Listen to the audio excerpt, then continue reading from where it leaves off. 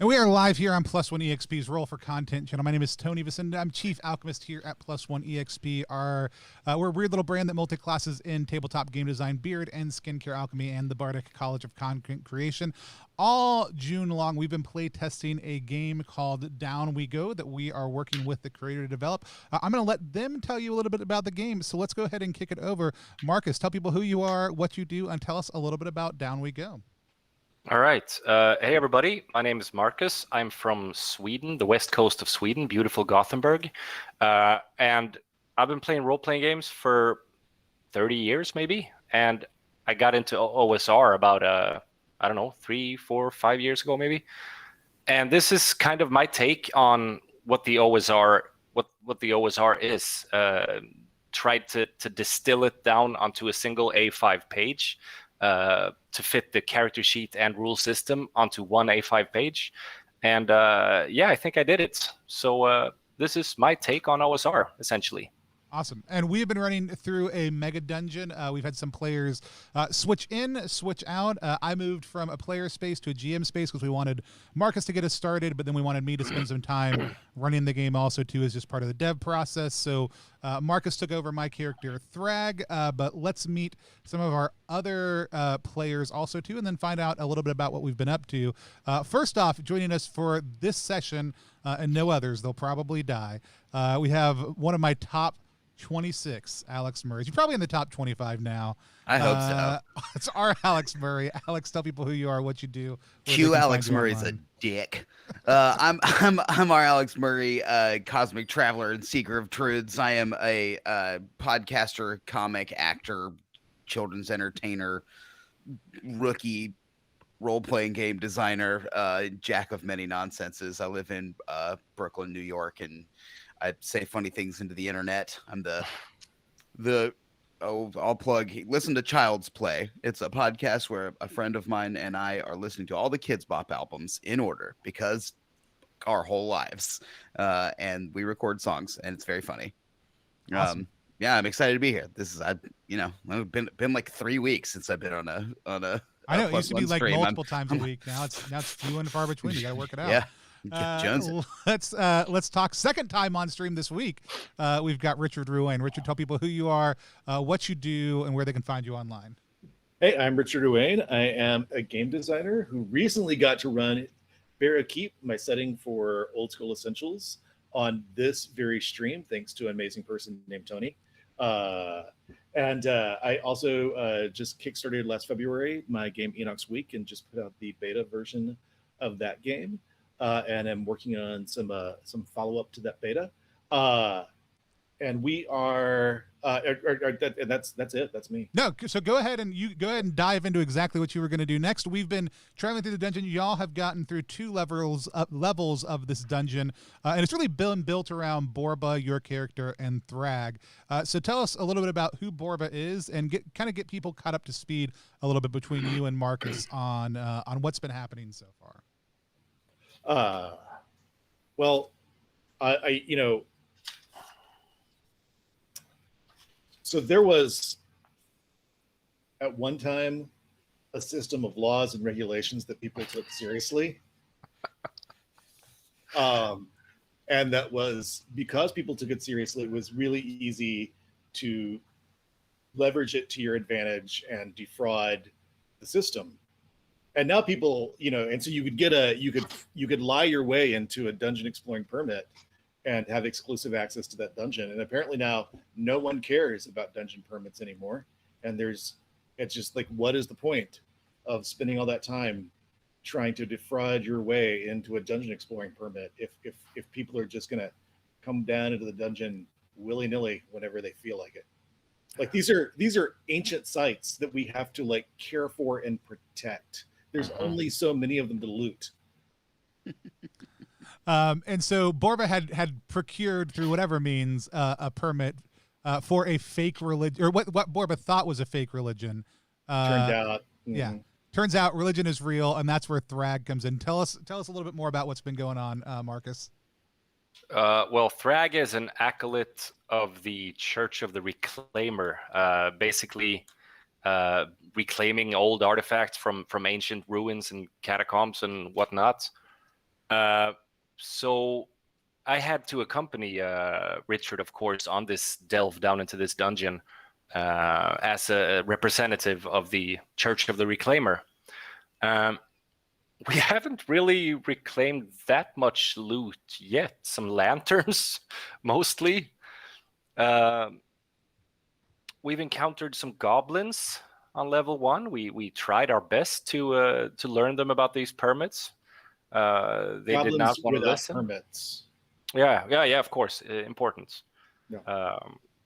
And yeah, that didn't end well. We left them alone after offing some of them. Did not off any of them. What? I did not off any of them. I don't know who did. Someone did, I think. Some people It's all a just blur. went into a murderous frenzy. We also what else happened on level 1? You guys did get some loot from level 1. You got a metal skull that is wrapped around the crook of your hook, but now has been used to repower this magical box that makes the lights come on. Yes. You also got some medicinal herbs that could be smoked or consumed, or lots of things. Just make you feel real good. And I think that was the biggest treasure you got. Giant silverfish skin, and y'all found the body of a dead cleric. Tell us about the body of the dead cleric you found. Yeah, we heard some rumors about a legendary band of adventurers that apparently went down this dungeon, or so they said, and it turns out they most likely did, because we've encountered 2 of them dead. And the cleric, he had a necklace looking like a medallion, looking like a sun, I think, which Thrag is wearing right now. And I'm not sure what it does, if it does anything, or if it's valuable. I don't know. We've heard a lot of rumors about all the different adventurers who had come down before. You found, essentially found 2 of the remains, the magic user and the cleric. Esterax, who had the magic user's gear, is for some reason missing this time around. He's absconded off with that ring and the why can't my brain think? The robes that y'all had found, and maybe to study them. Maybe we'll be back. Probably we'll be back next week with more information about that. But y'all last session went back up to the city because one, it seemed like a good idea. You had met a weird map person down there. They wanted to go back up. Also, there were horrible tumor goblins that were starting to pop up all over the place around you, and it seemed like a good time to get out of Dodge, I believe. So I think we'll pick up there. Y'all are in the city of Infinopoulos. Infinopoulos is constantly shifting, changing the way it looks and what is in there. This is my first Infinopoulos drawing. However, it's a different city every single time, so there's some mechanics for how this works whenever y'all go to the city. But you were headed back to the city. Maybe to drop off loot, maybe to do other things. What did y'all want to do in the city? And then we'll meet Alex's character there. Thrag is in dire need of some healing. Okay. I think we need healing, food, possibly a little, like a few meetings with like an alchemist who can explain this whole like wire situation to us. These cables that have this kind of sparking energy coming out of them constantly. Right. Because this is some alchemist nonsense right there. Yeah. Well, as you go into the city, there are a couple places depending on where you want to start, that you could do that. If you're looking for healing, the temple, or I believe the gardens, would be good places to go. If you want knowledge or information, the academy or the guild hall would be good places to go. Luckily, the gardens are almost always around whenever you're looking around Infinopoulos, and I believe the academy is present in Infinopoulos. As you come in the main gates of Infinopoulos, you see the constantly shifting sign that they just have slats pointing in a million different directions for all the different things, and somebody has slatted the academy and the guild hall in as places that are currently present in Infinitopolis. So where do you want to head? I didn't even know there was an academy. I say to Thrag. Mm-hmm. Like it's Well, just there's so much. Yeah, well, we should go there before it disappears. So You'd y'all think they would have like a little more stable funding, but whatever. We can go there. education. Who knows how that works? Right, or you're supposed to have like some endowments just so that you can get through the rough times. But And he is trying to get to the academy really quick on the sheet. Here we go. All right, and every time, not only do things shift around and change as far as locations available go, you also have to deal with the fact that they're always a little bit different every single time you go to them. The academy this time is listed as being the Grand Academy. So as you come up, you've heard of the academy being in the city. You've never seen it before, but as you come upon the academy, it looms in the skyline. It is huge and incredibly hard to understand how you could ever have not known that a place this amazing. Richard, what's one of the grand parts of the academy that catches Borba's eye? Well, most interestingly, I think that it's on Grand Street, Right, of course. and the Art Nouveau, roof on the Central Administration Building Phenomenal. is phenomenal, especially for a one-floor building. I love it. What's one thing that stands out to Thrag about the building? About the academy? Gigantic statue of some precious metal, and the statue is of a large pelican. Nobody knows why, but it's just let's say silver, a huge silver statue of a pelican. I love it. As you're coming up to the academy, each of you make a D6 roll for me. Each of us? Yep. That is a 3. 1. All right. And while y'all are doing that, let's find out from Melvin. Melvin, you've been at the academy for a while now. Yeah. What are you? Tell us a little bit about Melvin and what they spend their time doing at the academy. Well, Melvin, like many muscle wizards of the realm, is a member of the Wizarding World Eternal is the name of this sacred order that he's a part of, or the WWE for short. Yeah. For short, the Wizarding World Eternal, and he and his fellow muscle wizards are quested with searching the land for the Belt of the Champion. It's a sacred artifact that they are sort of, is spoken about in legend, and supposedly if anyone can ever find it and don it, they will become the most powerful wizard like ever in history, and they will lead us all into a new age of enlightened magic and sweet double backflips in the ring. So yeah, he's been spending some time at the academy, actually, just really weirdly.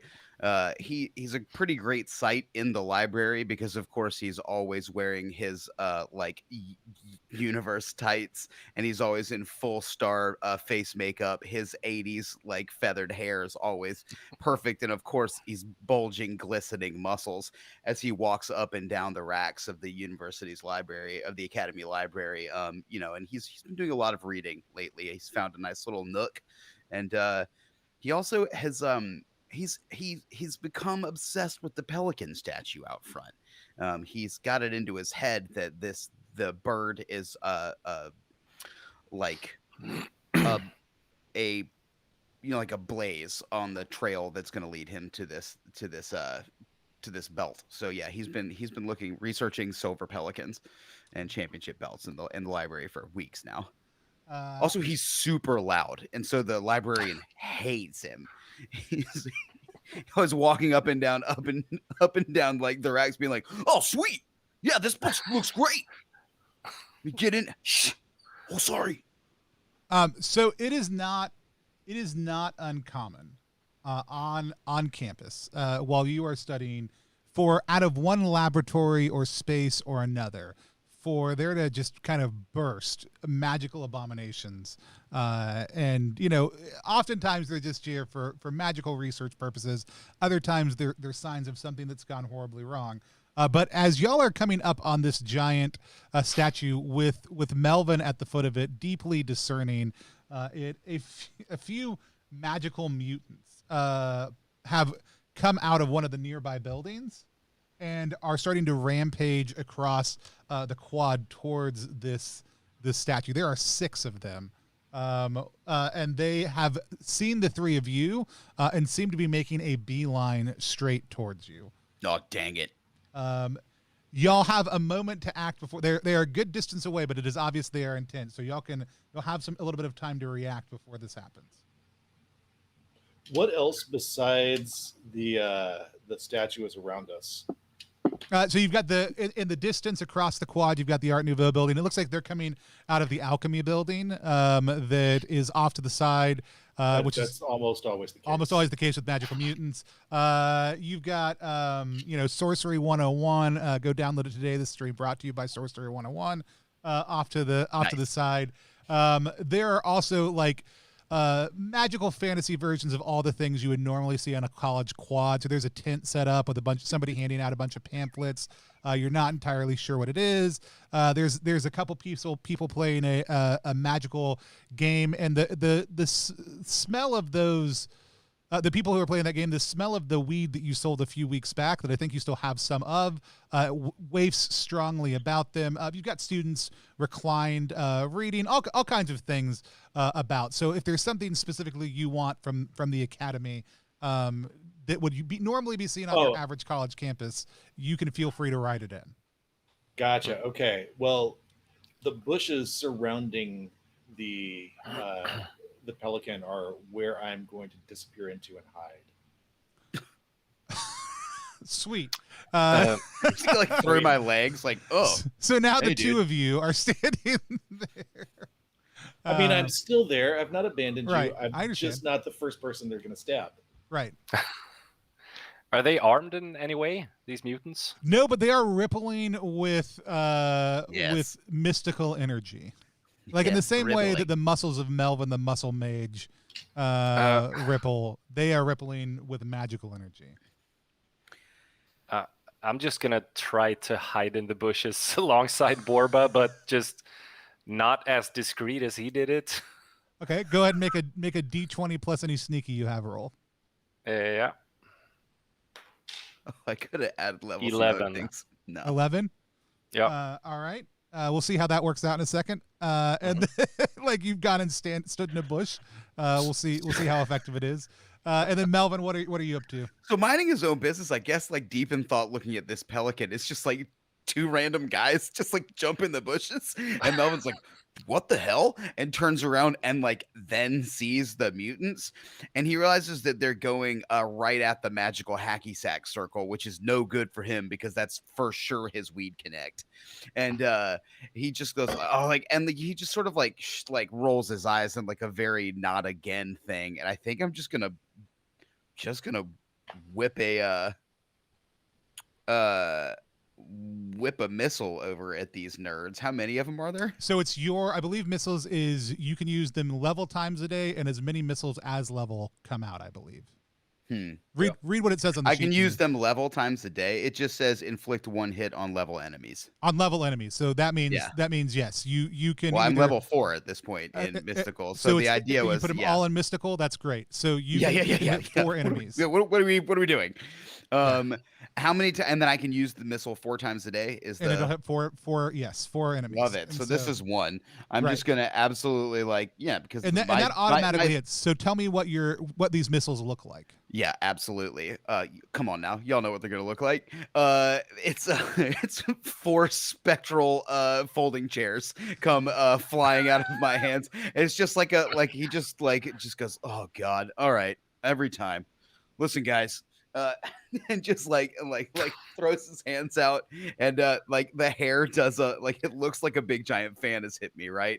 Like I light up a little bit, and like my hair blows back, and all my my magical arm ties do some rippling, and yeah, 4 giant spectral like glowing day glow neon spectral chairs just go flying out and hit these mutants. I love it. I love it so much. Yeah, I love they also like careen off, like 4 of them, they get hit, and in it, like, you see faces smash, you see noses break, you see, bones get hurt, and 4 of them are diverted from the hacky sack circle, which is right near you, but 2 of them are still straight on track. God damn it. Hey, bush nerds, you guys want to hop out here and maybe help out with these rampaging mutants? Okay, I guess I noticed that there's only 2 of them now, so well, there's still as many of them there as there were. Like, you can still see that there are 6 there. However, okay. 4 of them, by getting hit by these spectral folding chairs, have been knocked to the side a little bit, and have been diverted, but they're still there. They're just kind of looking dazed and kind of like wandering around in a stupor. The other 2 are still headed straight for those students, though. All right. I think I will bless the 2 of you. Like, recite some prayer of the Reclaimer God, and give you all +3 on any rolls for this combat, basically. Dope. Nice. No, on any one roll. I feel awesome. So you get +3 on one roll in this combat. I guess you can choose, yeah. In that case, I'm just going to. And they were previously looking like they were going straight for the silver pelican statue. They were coming that general direction. So imagine pelican statue surrounded by bushes. Y'all were on this side of it. Hacky sack circle right on the other side. All right. Well. I'm banning spammers right now if I seem slightly distracted. Get out of here. Spammers leave. Give you this right here. I'm gonna cast banish spammers. And then I'm going to do a backflip and use acrobatics to land on top of the pelican statue. Sick. From hiding, from just literally nowhere out of a bush, wearing a live badger on my head. You and Finlow. I was definitely going to say Low and not Rick. Finlow, all of a sudden find yourself atop this pelican statue, handily. Like, and as you flip, Finlow is flipping also too, and so it's just this really impressive maneuver. And you're up there. You've got that position. I'm standing on the pelican's head, holding Finlow in the Dirty Dancing poster pose, and then I'm going to say, like, "Hey, assholes, stop picking on people who are playing hacky sack. Come pick on the wizard and the cleric." I don't say that part out loud. That's flexing. Say the quiet part quiet and the loud part loud. Awesome. So you've gotten up there. What are you up to, Thrag? I cast Bless. That's what I did. That was my. That was your action. Okay, cool. Yeah. So, I'm trying to think. I think, Alex, you have one more action because yours was before any of this happened. Oh, okay. This is the actual turn now. Yes. Okay. Everybody else is hiding. You cast spectral chairs. I do feel great all of a sudden. My bush friends have like made me. I'm like impressed with the theatrics. I was like, nice, and I just like I do have I've got like no pockets, no nothing, but I'm always holding like I've got a big, just absurd clearly magic wand. It's like, a foot long, with like gold filigree up like a wooden thing, and then almost like a mace. This is what I'm going for. There's just like a crystal star on the top. And I'm just gonna run it the first like the closest one. I'm just gonna look at the circle and be like, "Don't stop the hack, bro!" And then just run and try and hit one of these mutants, kind of clobber him. Awesome. So you go ahead and make a D20 roll plus any bloodthirsty you have. Yeah, let's hit some stuff. I don't have any blood. I don't have anything other than mystical. That's fine. You have my +3 from the but bless. I do have the +3. Ooh, that's a 16. I don't need to waste the +3 then. Do I? I don't know. It happens on the roll no matter what. So it's a 19. Okay, 19. Awesome. So you do you hit one of the ones that's still headed to the hacky sack circle? Yeah. One of the ones still on the move. Cool. So describe where and how you hit him to me. Yeah, absolutely. So like it's as I definitely like it's a stiff arm, right? Like so like it's just a stiff arm. Like I run like I'm running like almost like I'm running past the monster, but I like stiff arm him and I mean yeah, but with the like I look like I'm going to stiff arm him, but then take the like big crystal head of my magic wand and just go right into the side of his head. Sweet. Awesome. And then like look to like take to the camera like that's not there. The camera that everybody watching right now is, yeah, right. is And just like observing give the quad like a which actually I want to go ahead. We'll go ahead and say like when you are on Academy grounds, right, or in an official WWE venue, whenever you do that, you do hear cheering all of a sudden erupt around you, just as a cosmetic effect. yes. And so, so yeah, you cram you cram right into this guy. You go in for the clothesline. Hit him across the head with it. He gets kind of clocked off. Also, the other four are kind of regrouping themselves, and all of a sudden, you see out of the mouth of one of these magical mutations, a kind of orb appear. You hear this shriek come out, and you watch that rip into one of the hacky sackers, totally destroying them from behind. Like they were not even aware. They were so focused on the game, like they were about to get a sweet return. And this thing just rips into their back, and their head kind of lops off instead. Yes. There's four more hacky sackers left. Let's say, and that is their action. Y'all get to move again because all the rest of them are recovering. Okay. So there's Are they close enough for me to run up and hit with my mace? Because y'all were on the edge, yes, there are a couple you could get close enough to, for sure. Okay, I try to like come out of the bushes as wholly and heroically as possible. Maybe a little pose soon as I get out, and then I'll just grab my mace with two hands, run over, screaming for the Reclaimer, and hit the first one on the head. Cool. Yeah, I can actually. Since I have level 3 in Holy and Bless, I give level targets plus level on any one roll. So I guess I've blessed myself as well. You're like, it's important now that I'm rolling to note that I blessed myself also. Yeah, go ahead and tell me what you got. So that's an 18 in total. Okay. So that 18 will hit. So tell me what it looks like as you hit this thing, and because all these have already been somewhat injured. Or are you hitting the one that shrieked, or one of the other ones? Just whatever's closest? Yeah, whichever is closest. So one of the ones that was kind of knocked to the side. So tell me what it looks like as you kill this magical mutant. Maybe, yeah, I think I just knock his head clean off, like a home run swing. You just two hands knocking it out of the ballpark. Right. Awesome. So you hit it. It goes up in the air, lands in the hacky sack circle. They react automatically, even though one of their friends is down. They just immediately start playing hacky sack with it before they realize what's happened. Richard, what about Borba? How many of the magical mutants are left? There are 5 left. One of them that is actively killing things. 4 of whom are kind of shaking off the days that they've gotten from the folding chairs and the armbar / missile like mace wand, and are getting ready to close back. Probably in mostly an armbar. Yeah. Are people like running away now? Yeah, everybody except for these hacky sack players was basically getting out of their way. They got kind of caught in the lurch.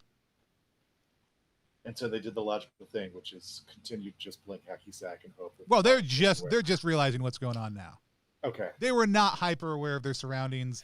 The death of one of their friends has made a difference. Keep your awareness in the circle, bro. I am going to bound down with a flip off the top of the statue. Grab the one non-dazed magical mutant and try to suplex him from behind. I like how this just became a wrestling show all of a sudden. That's awesome. Are you using any abilities as part of that process, or is that just all? I also took suplex, so no. I didn't know if you were using acrobatics or anything else. Go ahead and make a. I mean, I'm using acrobatics, so but I don't know. I don't know if that auto. I didn't feel like that should auto hit. Yeah, or go ahead and make a D20 roll for me. I'll let you add sneaky this time for the to hit because of the type of maneuver.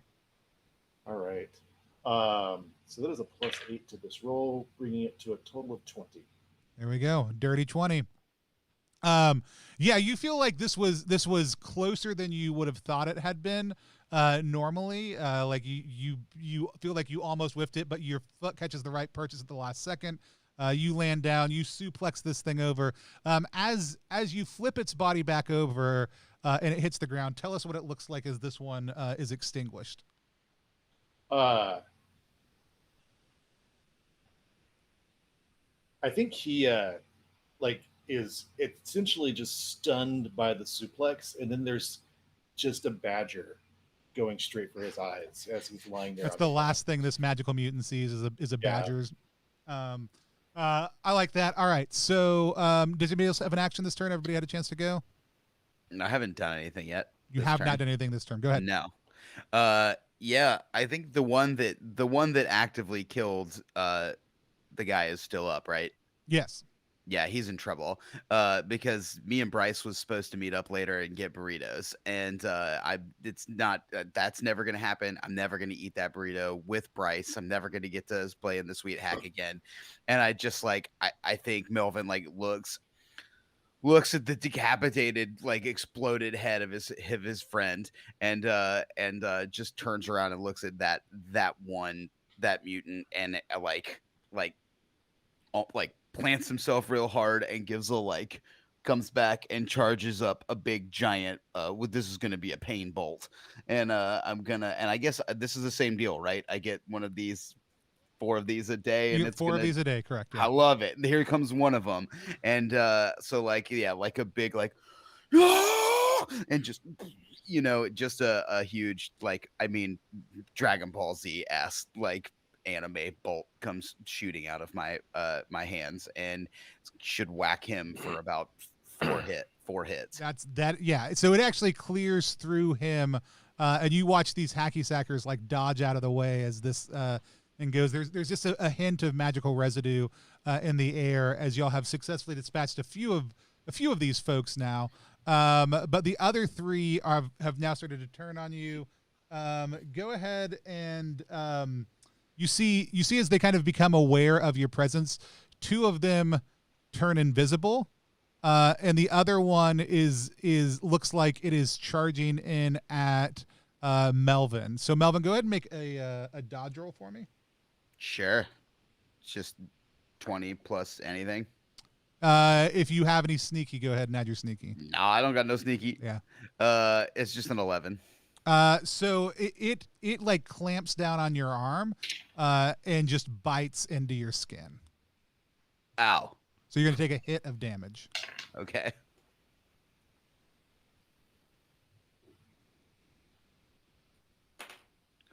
Marking this up with a pen. So y'all have 2 that have just turned invisible. You also have 1 that is now biting into Melvin. Melvin, you also kind of feel like it is trying to pull your magical energy out of you. I don't like that. What do y'all do? I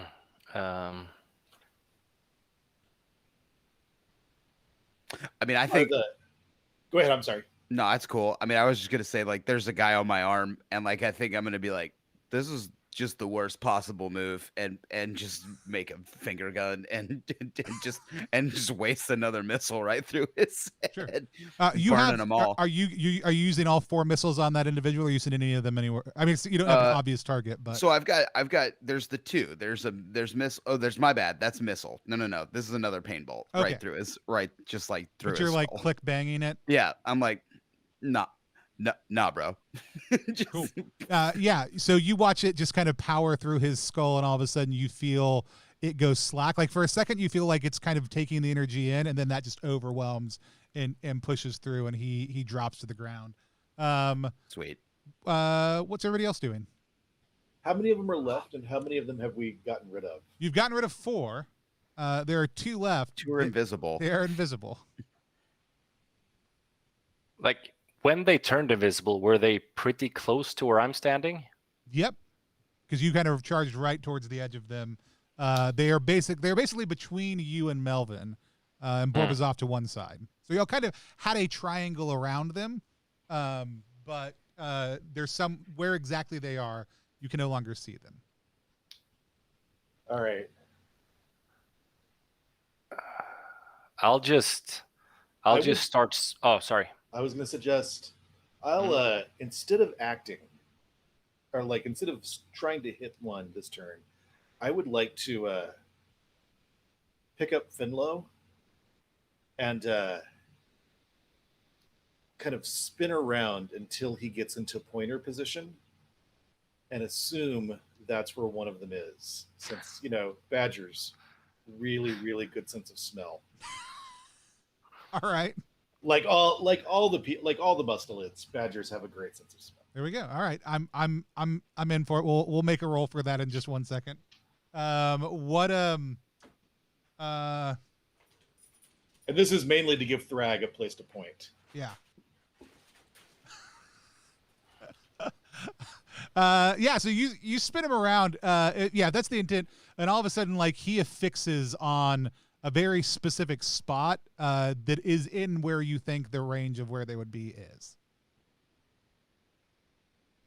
All right. Well, so Finlow is kind of pointing at perhaps an enemy. But I've told him to be really cool about it. Mm-hmm. So he's trying to be like really casual about just sort of like. He's being very casual, but he seems very certain.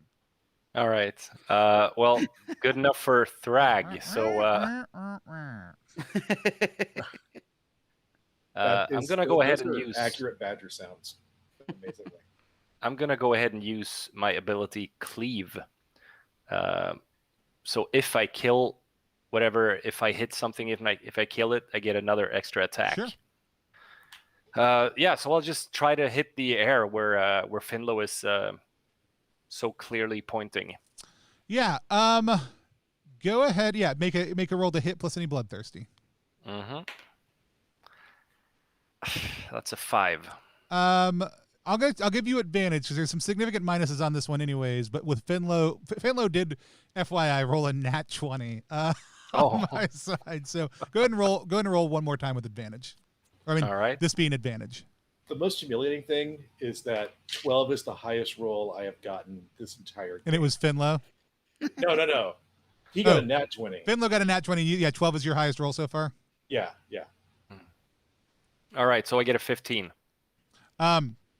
So you kind of you go for like where you think it's going to be, and actually like you kind of miss, but on your follow through, like your elbow like hits it on the jaw, and all of a sudden, out of invisibility, this body falls down to the ground. But since you had cleave, that totally counts as a kill, and awesome. You can go ahead and try again, but you also don't know where the second one is. So, I mean, you can make an estimated guess based on what information you have, but you're going to be at a significant negative to try to hit wherever you think it is. All right. So D20 plus my bloodthirsty, that's a 6. Yeah. I guess I miss anyway. Nope. And then so you come through, you kind of hit where you think it's going to be, and then all of a sudden, like you kind of knock one out by accident, and then the next one you swing again, and you don't feel any sort of contact or connection. You do, however, that's everybody's action this round, correct? Yep. Yeah. You do, however, feel a clamp down bite on your your arm as this thing bites into you, and you can feel kind of a sucking feeling also. Oh, that's nasty. So Yeah, one it's hit not of cool. damage. 1 hit of damage. You getting sucked, bro? I'm getting sucked, bro. Yeah, what everybody else sees is kind of like it looks like a mixture of blood and kind of light seeping out of Thrag's arm and kind of going up in an esophageal fashion as it fades and then just turns invisible and it goes out of focus. That's horrible. That's disgusting. I'm going to swing my magic mace down on, like, as hard as I can, right where it looks like there's a head. Okay. So go ahead and make your roll plus any bloodthirst you have. Yep. 17. Oh, that's gonna hit. This 20's hot, man. So you tell me what it looks like as this thing becomes visible while it's dying. Okay. So yeah, I mean, I just like see the like blood leaving Thrag and just like really like beat up on it and take my my magic wand, which is just a crystal mace, and just like baseball swing on it. And I think what the camera does is the camera smash cuts in on like the the head of it making contact with an invisible head, and it becomes visible as like it is just turning into mutant face vapor.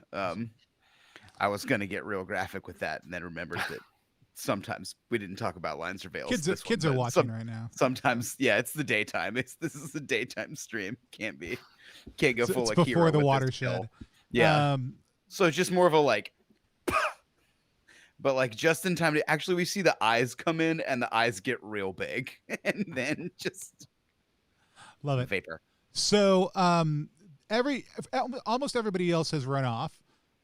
You hear like a whistling sound, which Melvin, you know, is like campus security arriving just in time for it to be too late. Tell me what y'all are doing. You're off combat. They're all demolished.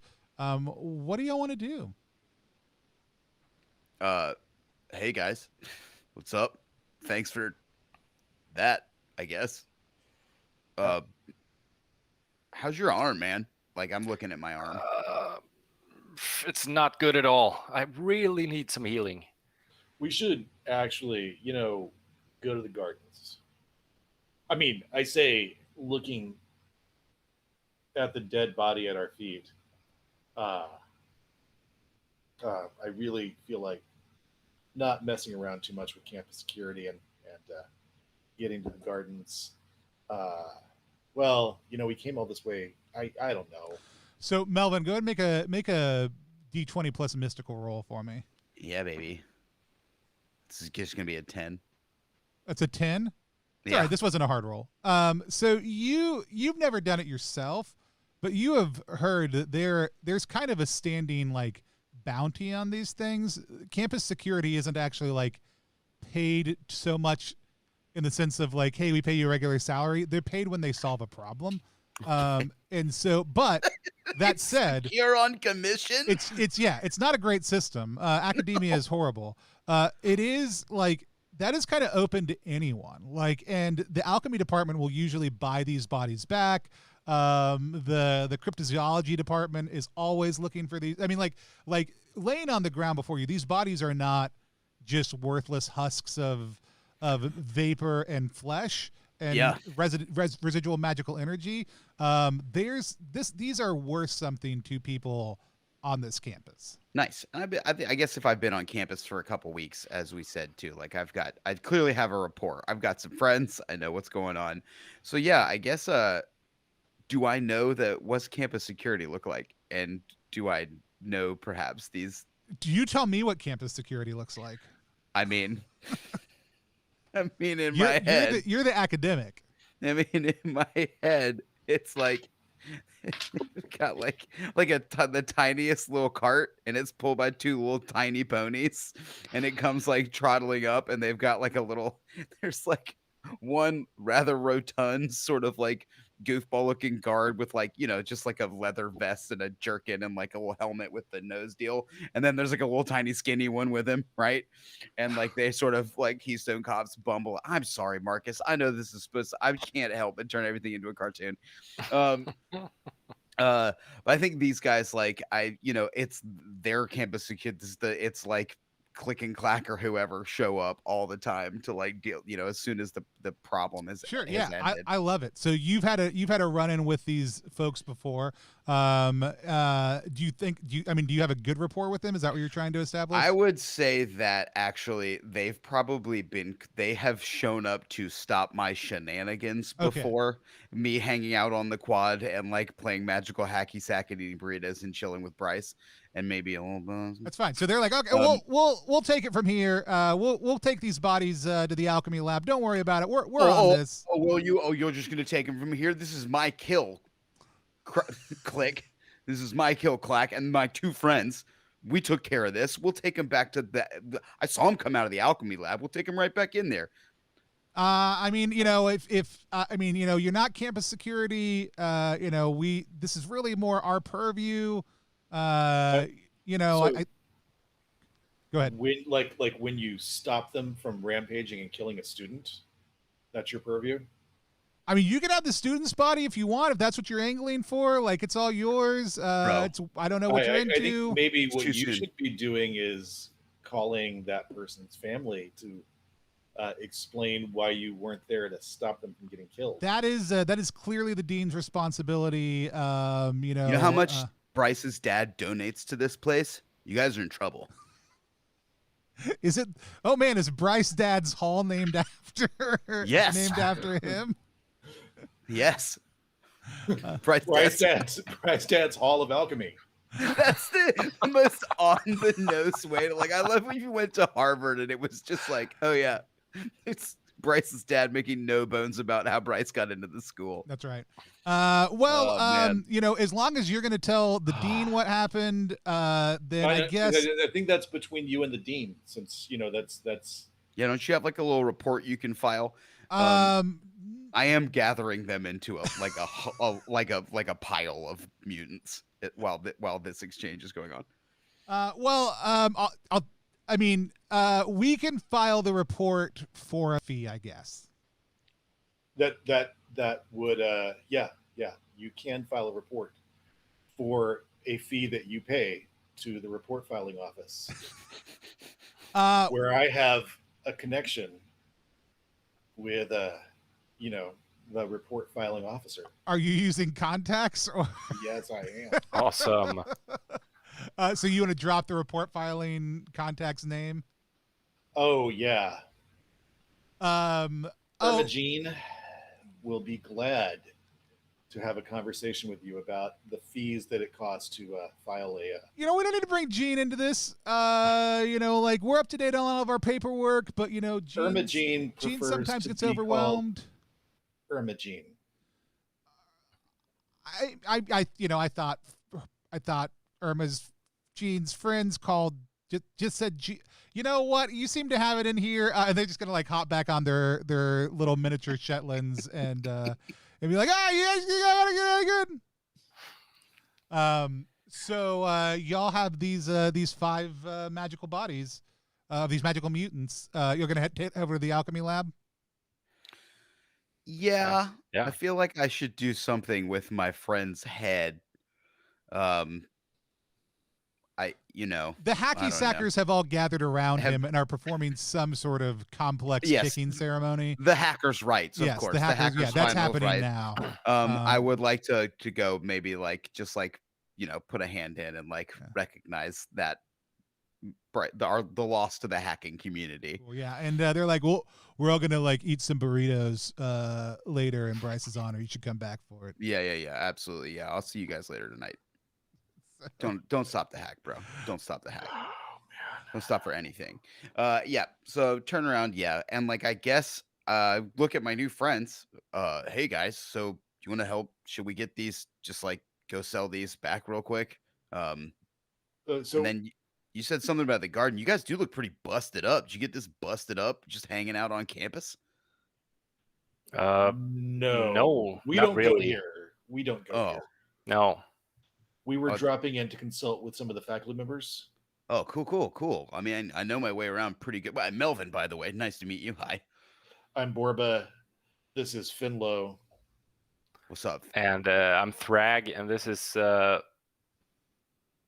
you had a rat, Templeton, right? Templeton, the rat. Templeton, that's right. This is Templeton. Who's got nowhere near enough screen time. Of and it's course. a No. shame. I would like to hold out Knuckles to Finlow. Well, Oh, yeah. Finlow bumps the back of his claws on your knuckles. Yeah. nice, awesome. He also Yeah. does he does the exploding like paw thing really like And when he Good does time. this, it sounds really cool because of the clacking of the claws. Like it's a very impressive. He sets Melvin's ASMR off. Melvin, what is especially grand about Brystad's alchemy hall? Yeah, Bryce's dad's hall of alchemy is I think what's especially grand about it is that like the columns in front are like almost look like lava lampy. They are like clear very thick crystal and then have like bubbled liquids going through them. There's like 4 big columns and they represent the 4 No, there we basic go. alchemy. You've got like a like one's pulsing with red energy, and then one with blue, and then with a darker blue, and one sort of like a green. Cool. Love Yeah, it.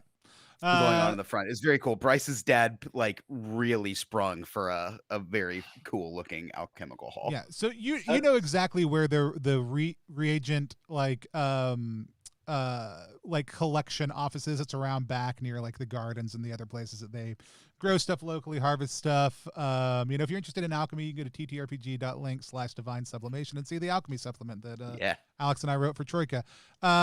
But y'all go back around and you're able to kind of find the intake place where people commonly bring and drop off different alchemically helpful substances, which these bodies are like bristling with magical energy. So do y'all want to do any? Is there any? Do you just want to turn all five of these bodies in? Because one of them disappeared in a puff of vapor. So there's only 5 bodies left. Yeah. Okay. Yeah. I'm not a wizard. I can't really speak for anybody else. Yeah. Again, I think my mysticalness, my wizardry is more of the sparkly explosive energy turned invisible sort and less of the study. But yeah, I mean, there's not like an investigate sort of. I mean, I don't know. Can I look them over? Take a closer look at the. You can make a mystical like if you want to bodies figure out a and way to. see- Yeah. So the way, and Marcus, you can correct me if I'm wrong. The way that I run downwego is if that role, which is also kind of like the stats in this game, if it makes sense that it would fall into something that role would do, you can apply the bonus to it. So if it's I've got like thing, logic here. Yeah. So if you're like trying to look over these magical beings to see if any of these things are magically helpful, then you can make a roll plus mystical. Okay, to and do I can give it some more flavor too. I think Sure. now that we took a second, I think what I would like to use my logic is to like look at them, and I would like to see if these particular mutants came from any alchemical experiments that like I might be aware of, having talked to faculty and studied and wandered, like. So there is one piece of alchemy that you have been especially So that's a 22. interested in. What is that alchemical experiment? Like there's always different things going on. What's Yes. the one that you've been most excited about? I am very into invisibility. And I mean, I might be able to do it. You don't know yet. but yeah, I think I have been studying on one of my many side quests and studies about like the actual like alchemical interaction that allows beings of power to like turn invisible, Okay. and like what's happening to bodies inside bodies when you like tap into that power. Sure. So And certainly the two that turned invisible, you have a sense were subjected to that kind of alchemical cool. energy. And so you, from your research, wait, make your D20 roll for me. Is at 22. Oh, so 22. Yeah, absolutely. So you are pretty sure that the eyes of creatures exposed to that type of energy, it could in some way, shape, or form aid that type of magic. Cool. I'm gonna pop out 2 of them eyeballs then. You can write down 2 invisibility mutant eyeballs or 2 mutant eyeballs if you want to. 2 eyeballs. This is fun. So other than that, let's roll to see how much money he is willing to offer you for these, as I try to quickly shift to that sheet for It's just the guy in the back of the hall. Yeah. The intake, man. It's great. Go ahead and roll. It's got like a hole in the it's just like a door that opens up out of the back of the hall and just chucks stuff in it. Yeah. And so it's like the back of a thrift shop, except for they give you money for the things you bring in. Got and a it's folding, just thrown into piles, table and like a little like cash box, like he's in the Young Democrats taking donations. Go ahead and make a D6 roll for me. Me? Yep. It's a 3. Oh, and I'm looking for that section. It's they're looking them over. Like you see him look specifically for the eyeballs on the one that you pop the eyeballs out of a few times. I don't know, man. Got knocked out. Weird. It's like these ones are all. I mean, they're all damaged. My boy Thrag hit him hard in the head. He was biting him. They're fine. They're all damaged. Roll another D6 for me. 5. He's like, I could probably give you like 50 gold each. I look. For each of the 5 bodies? Yeah. 250 all in. Seems reasonable to me. Sure. Thrag has no idea. I've literally never sold a dead body for cash before, so this is a first for me. If you had known this was an option, I trust the Muscle Wizard. You know what? I'm gonna try and I'm gonna look at this dude again. We'll call him Phil, who I believe that I've sold stuff before, and like I'm gonna draw myself up, glisten, little peck pop, and be like, look, these killed my boy. They're clearly turned invisible. Some of them have other powers as well. They're worth a solid 60 each at minimum, and this is me using mystical willpower. go ahead. You make me a D20 roll. Let's see how you do. Yeah, 12. Yeah, he's sure 60. I mean, I can do 60 overall. You brought him all the way here. You're not. I mean, like I'll give you a better rate than I give Click and Clack. That's fine. Thank you. Those guys, right? Jeez. Right. Thanks, Phil. So y'all get 3. He puts out 300 coin. Yeah, what did y'all wanted to the way that the academy works currently is that you can spend 1,000 coin to be able to ask a question to aid in your next adventure. You also don't have to decide what that question is now. You can basically spend the 1,000 gold, and then you're basically banking on advanced knowledge when you're in your adventure. And so you can spend it if you want to, and then later on say, hey, this is the thing we asked about at the academy. Give us the information. If you want to. I don't think we have anything close to 1,000 gold. I don't think so either. I don't think you do either. No. I was hoping for a better treasure roll. I was actually trying to juice your funds just now. It didn't work. Turn back around to Phil. Give me 1,000 gold. Well, that's a bummer. Like what? How much are we possibly missing? I don't have any. I don't think I have. So I will say I'm pretty sure we at one point Richard and I each had 300 from the last one. Yeah. I will say Yeah. this: there is another treasure that Thrag has on him that you could try to sell here. Which is Are you talking about the medallion? I'm talking about that is an option also too, though I would not. I'm talking about the silverfish skin. Yeah, I was thinking about that too.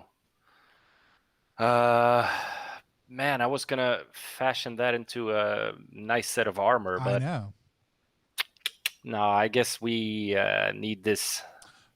but I do know. I think Richard, I think you had 250 at one point in time. I don't know if it's still yeah. at least left because I think you had spent some at the Pleasure Gardens in kind of an abstract, but we're not going to talk about what happened in the Pleasure Gardens and and the Pleasure Dome, and then I think Thrag had spent 20, so I think it was like 280 and 250 left. Plus the 300 y'all just got is quickly mathing 830. Is that right? So y'all are close. So yeah. hey dudes, you guys need do you need to go in for the 1,000 gold? Like you guys have a big question. You're clearly on a quest, Yeah, right? yep. We do, and potentially information and exclusive access to a permit where we can explore the information. Oh yeah, exclusive access to a permit. That sounds pretty good. Yeah, I know about those for sure. Yeah, I've heard about them. Oh man. Well, I'm gonna turn around. How much more do we need? I'm gonna pull out this silvery skin from the Oh dang. large monster. We found this in a dungeon not far from here, and it could possibly be worth whatever we're missing. Hopefully. You like watch Phil's eyes try not to go wide as you pull this thing out. He'll take it and like he's like looking it over Can and y'all hear that? trying to be cool. Are you? yeah, I definitely do. Are you exploding?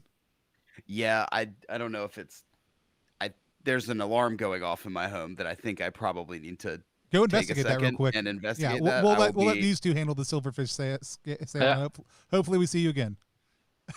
It's just if we just see flames erupt a second later, it'll be really sad. Oh my God, yeah. Especially now that I said that out loud.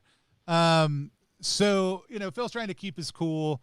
Where did you find? Asking you kind of about provenance and all these other things. Do you have permits for wherever you got this? Do you have a certificate of authenticity? Of Marcus, course. Go ahead and roll a d6 for me. Mm-hmm. 2. Okay, and then go ahead and roll a d10 for me. A D10. 1. Oh my God. Through the course of the conversation, he's really convinced you that this is not like, these are pretty common. These are you can find these types of giant things in a lot of dungeons in the area. We see these all the time, but he could take it off your hands, really you should be paying him, but he could give you honestly, okay. I just want to Thrag, I don't want to interrupt you. And I know this, it being in your possession, it becomes a sacred relic. But, okay, contact second usage. Who does Phil not like and kind of has to work for? Not really directly, but like department meetings are like he's always like someone who Phil is like what's going, like Phil is like, God damn it, what is, like, why is this guy like always on top of my stuff and not leaving me alone? Because that's who I'm about to name drop as the person that we could take this to instead. So I actually we'll say it's the department head. You can tell me his name and fill in the details, but I think that makes them it is like Phil is really not part of the alchemy department. He's really part of the administrative stuff, but because he's the administrator attached to the alchemy department, this is what gets put on him. Like he's got to keep track of all these things. And the head of the alchemy department is the one who he would be so annoyed if you took this over there and just tried to basically bypass him and sell it to them. Right. Yeah. I think Ginny, and I'm gonna And then I apologize. I'm sorry, Genevieve, Doctor. Yeah. Dr. Yeah, J. yeah, yeah, yeah. Dr. Genevieve Yes. Dejeune. Dr. Sorry, Grand Alchemist Genevieve. Yes, we're all familiar. Sorry. We grew up together, and Jenny, I think, would, this is the kind of thing she would want possibly in her personal collection. I'm sorry I didn't bring this up sooner, Thrag. I just really thought, going through official channels would be the most profitable route. But clearly, since Phil doesn't really take this particularly seriously, we can go talk to Jenny about it. Yeah, maybe we should. Look. Okay, here's the deal. Well, you know what? We can go to Jenny's favorite bar, grab her a martini, and we can just have that conversation there. We don't need to take up any more of Phil's time. Look, you could. I get it. If that's what you want to do, that's fine. I'll tell you what. Like, I could probably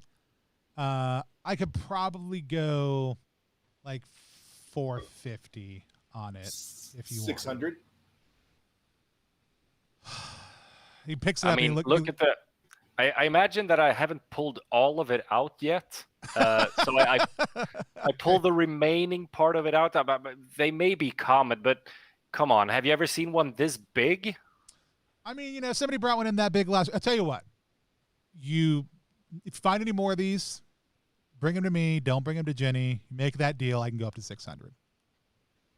Sweet. What about just 600? And you get it, and then we make a new arrangement next time because we don't. Well, as long as you're coming to me and not to Jenny. I mean, if you go to Jenny, I can't do anything for you. Yeah, next time you can't. This time it can be 600. Sure, Hey, sure. bro, Sounds like bro, we're just all on the lie to same him. page. Is everything okay, Alex? Oh yeah, no. It was my phone screaming at. Could y'all Oh, hear that? It Barely. was Yeah, it was a little bit. Yeah, Yeah, I thought flames were going to kind of erupt onto the screen a second after you. I didn't know walked what out. was going on. It was my phone screaming at me to conserve electricity. It is very hot here in Brooklyn, New York. Anyway, So he'll give you, he'll pull out the 600 and hand it over to y'all for the silverfish skin. Cool. Phil, it's been fantastic doing business with you this time. We'll look forward to your future business, I guess. So y'all wanted to head to the gardens, right? Do y'all want to spend? First, we want to get that answer. So if y'all want to spend the 1,000, so you've got a total now of math is hard 1,430 across all of yours. It costs 1,000 to activate that. Y'all want to seed the 1,000 for that? I think so. I'm gonna keep my $100 from the kill. But You're gonna give them the 200. Yeah. You guys get. I figure we split that 3 ways. Plus Seems the reasonable, 600. right? So basically, everybody's got about 100 and some change left after the fact. Yeah. So y'all have done that. Is there a specific thing you want information for about now, or do you want to just save it till you're back in the dungeon? I think just the fantasy word for electrical engineering. Sure. Fantasy electrical engineering. You do, the alchemy department. Jenny is very helpful after you go around and talk to her anyways about pointing you towards a couple of books about electrical transference and other kind of more esoteric areas of study. And we can figure out how that helps later. And then the gardens for healing, correct? Yes. Let's see. Each of you roll a d6 for me as you're traveling. That was a 3. 4. 6. 3, 4, and 6. All right. Y'all make it across the city to the gardens without too much more trouble. You get turned around a couple times, but you end up making it there, no big deal. And I am trying to quickly look up the gardens in the book again. For all the things you can do. Main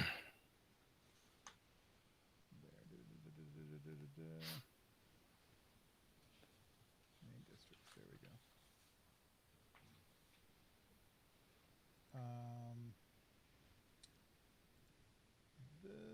go. Sea gardens. They're small. I need to have Johnny mess with some of the Oh, there they are. information hierarchy on them, and we are gonna find out what kind of gardens they are. They are the towering gardens. These gardens just kind of ascend up higher and higher and higher with numerous different kind of beautiful spots that you can gather. Everybody go ahead and make another D6 roll for me. Are you spending the day here? How long are you spending here? Do we need to spend the whole day to heal? It's kind of, you guys came back. It was kind of later in the evening. I would say, the gardens are a great place to spend the evening. And so it may not be, the weather's beautiful. You kind of find these big prom fronts. You could probably just curl up here and spend the night if you'd like. But if you just want to spend a little bit of time here and feel better, that's okay too. Spending a little time here and feeling better is my. I got a dorm room. We have a small place. Yeah, that's true. I like to think our apartment is like 2 small bedrooms and then a master bedroom that belongs to Finlow and Templeton. Nice. So y'all spend some time here. Y'all can go ahead and remark your things. Go ahead and roll D6s for me. Yeah, 4. 6. 3. Who rolled the 6? I did. While you are, kind of gazing off into the distance, reflecting on the beauty of everything around you, a butterfly lands on your shoulder, and you could swear that it is whispering to you, and it is telling you one more rumor about Gnork and his goons that you have never heard before. Tell me what that rumor is. Is there is there a direction I should go with this particular rumor? Or can I maybe about something that they retrieved on their adventures at one point in time. I think there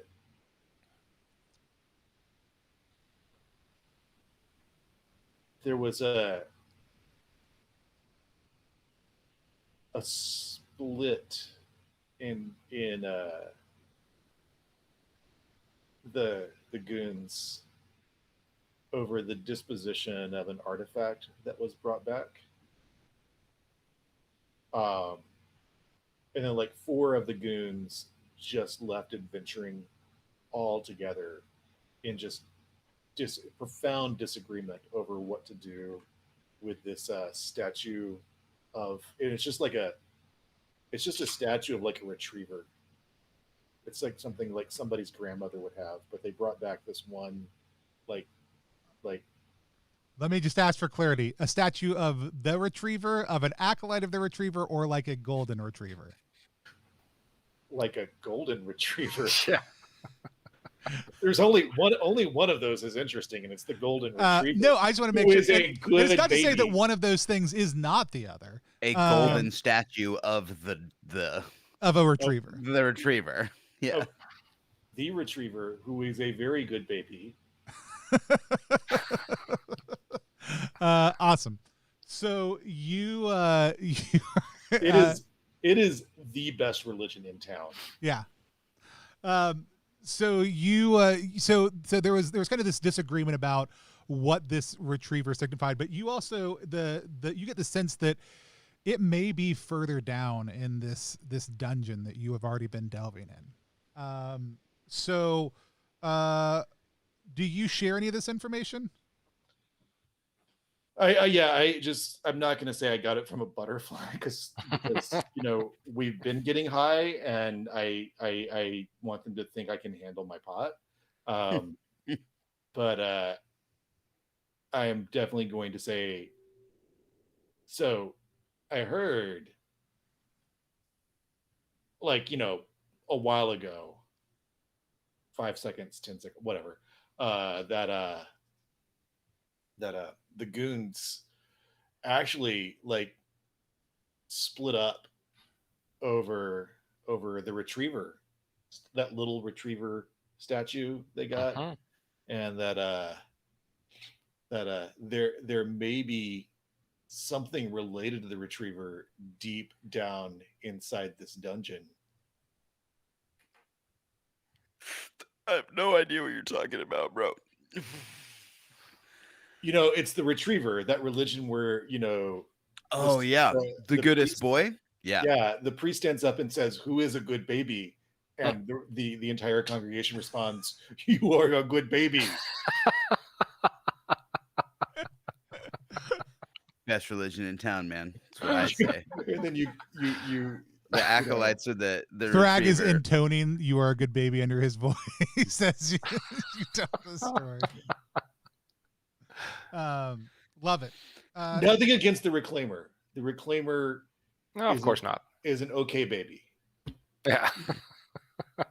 Who's an okay baby? The Reclaimer, but the Retriever is the best baby. Mm-hmm. All right, I can live with that. So I may need to convert now. So y'all hear, this conversation happens. Y'all have gotten back to full health. The advantage of sleeping here or sleeping wherever is that it'll be a new day and you'll have all of your slotty slots back. That's what I will say also too. There's that. That's yeah. That's the reason I was asking that question. I could be a horrible killer GM and be like, no, screw you. You already spent your slots. But I will remind you that if you sleep here, it'll be a new day and you'll be able to do stuff again. So, yeah, I don't know if I've realized I've slept here until I wake up at 4:00 in the morning. there we go. Yeah, perhaps we just drift off to sleep. We're chilling as butterflies. Yeah. It's nice. We're up in the towering gardens. So as you wake in the morning, the butterflies kind of shoo off of you. Have y'all decided to add Melvin's name to your permit so he can go down to the dungeon with you or not? I may have already added Melvin's name. Oh, sweet. Our permit. Hey, thanks, man. I've been trying to get down in the dungeons for months, but it's tough. There's not a whole lot of my contacts are clearly all pretty academic, very, very academic at the academy. So that'd be great. Look, not a lot of us from the WWE have managed to get down into dungeons, and so I do want to get down and And I the hope it's belt not of hell the in that champion cell, is but- somewhere out there. It's somewhere out there, the belt, and it, we're sort of just tasked to quest in general. So I'd love to go down with for all of us, for we happy three, for we to go down, down we would go into the dungeon. That'd be cool. So y'all make your way back to the dungeons, unless you have any other business in town you want to do. Do we need to buy anything? I do. I need to pick up some snacks because we are almost out of snacks. I had something else that I've been meaning to buy for weeks, and I have completely forgotten what that was. All right. At this point, except for this one sentence on my character note card that I can't read. Do you think it was a normal piece of adventuring gear? It probably was. If you want to spend 50 gold pieces on a to be named piece of adventuring gear that falls into the normal category, I'm okay with that in case you remember what it was halfway down in the dungeon. Yeah. And then I'm going to remember that we needed 3. But we have, So, I have my one piece of adventuring gear voucher. Right. Yeah. Right next to your one piece of important information about fantasy electrical engineering voucher. And then 3 pre-made Caesar arugula salads. Excellent. Arugula is the best type of electric lettuce there is. So maybe if there's some Infinopoulos version of duct tape in case we need to fix any more broken buzzing. Sticking ribbon. Yeah, man. They've got that back. Sticking ribbon. I've seen Good. Sticking ribbon. I'm down for some sort of waxy alchemical sticky ribbon. Sounds great. Let's say we'll give you a 3-use sticky ribbon. Mm-hmm. For 50 coin. 50 coin. Doable. Being a university and always having great purchasing, they always get Swan brand sticky ribbon.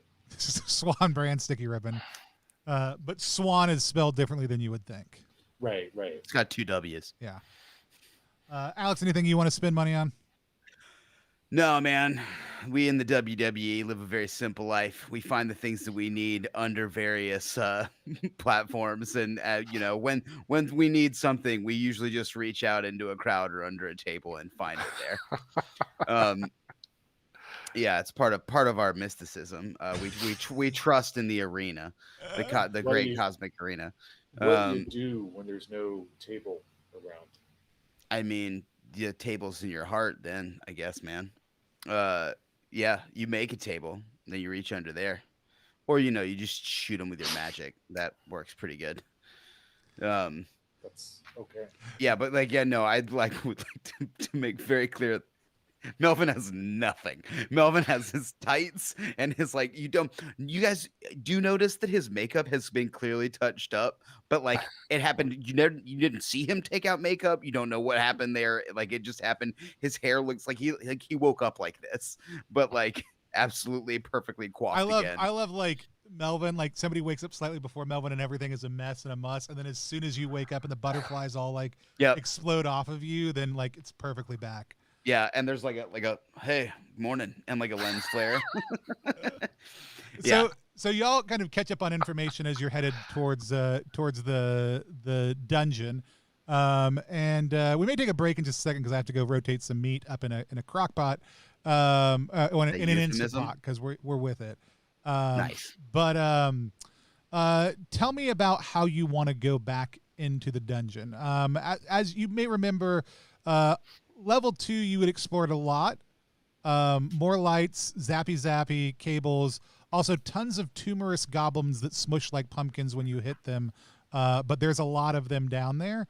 And y'all had secured a rope to go back down there. And all the lights when you got back up to level 1 were there. There's some barricaded goblins. There's also a metal automaton rolling around somewhere. So tell me how you want to get back down. I'm just happy to be here. I'm following. I guess we avoid the automaton. We have no business with that individual. To the best of our ability, avoid him. Okay. And avoid the goblins as well, maybe. On the first level. Yeah, good. I would say. Roll. I mean, they're really intently avoiding us. Right. Last time we encountered them. Roll a d6 for me. Each of the 2 people who have been down before. I'll have each of you do 1 for each of those. 4. Things. 4 as well. All right. Yeah, you are able to avoid them, though. You do notice there are now 2 automatons. Oh wow. And they're at the one before was building something at a bench. Now there's 2 of them building something at benches. Mm-hmm. How far along are they on the 3rd automaton? Well, 3rd and 4th, technically. They're building 1 each. Yes, okay. They're building 1 each. So it looks like they're just. I mean, it's just very loose frame. If they're gonna multiply. Hey, you guys, are these automatons chill? Yeah, kind of. They So far, excessively chill, just completely non-phased by pretty much anything. Huh. Okay. That's strange. Also, completely without permits. Sure. I mean, I don't know if are there dungeon police? Are we the dungeon police? No, I mean that's just the thing. It's just there should be some dungeon police. Seems like it. Yeah, I just feel like dungeon cops are not the answer here. I feel like a common commitment to decency and respect for others is the answer. Yeah, absolutely. De-dungeon the police. I'm with you. Or de-police the dungeon. Yeah, de-police the dungeon for sure. I'm into it. It's just the thing with usually in my experience when there's rules, there are people to enforce the rules. I mean, I hate those people. You saw me and Phil. Okay. Free spirit, bro. But I feel like the option, the free answer is for neighbors to confront neighbors. It's cool. We hold ourselves accountable. I like it. We hold ourselves accountable. Well, I don't We know. have expectations of ourselves and each other. For instance, you can expect me to defraud people Yes. That's good. Mm. Consistency. and try to use the system for my own benefit. And I can expect you to be bamboozled. Yeah, man. I'll be like, what? Every time. I'll pretend to be that way anyway. Not you, like specifically. One, to be the general populace to Right. be bamboozled. Yeah, I'm with you. Yeah. That's cool. I was just wondering if we were like, these guys seem to be building a army of automatons. If there was one, and now there are two, and they're each building one, there's going to be 8 real quick, and then 16, and then like a lot of automatons. Well, there just FYI, there are only like 16 benches in the room, so I mean there is a choke point at some level. Okay, right. Sure. Cool. Plus, they're gonna run out of materials eventually. All right. I guess. I mean, if y'all aren't worried about it, I'm not worried about it. I mean, I'm worried about it. I just don't know what to do about it Fair. in the short term. Like, these aren't magic mutants. We can't just. Yeah, right. Can't just Once we've blast them and looted sell 'em. everything, my plan is to like try to weld the doors shut and just put a stamp "reclaimed" on the door. Nice. Okay. So between the reclaimer and the retriever. Retriever doesn't have any stamps. Reclaimer does. So Oh my gosh! But you can be reclaimed and retrieved in this polytheistic society, You can. can't you? Yeah. just you got to do it in the right order, though. That's the Gotta thing. get retrieved first. They bring you back, and then they reclaim you. So if you want to skirt around the automatons, that's not a problem at all. Y'all are able to do that. Are y'all gonna try the magic box with the 3 buttons inside, or are y'all gonna go back down the hole? We might as well. That is a hilarious sentence with no context. We might as well just try pushing buttons. Yeah. I mean, this is what civilization comes to anyway. We might as well just jump ahead to. So you'll get in. There are 3 buttons. All 3 are lit up. After a couple minutes after a short period of time standing there, if you all get inside, the door will close behind you.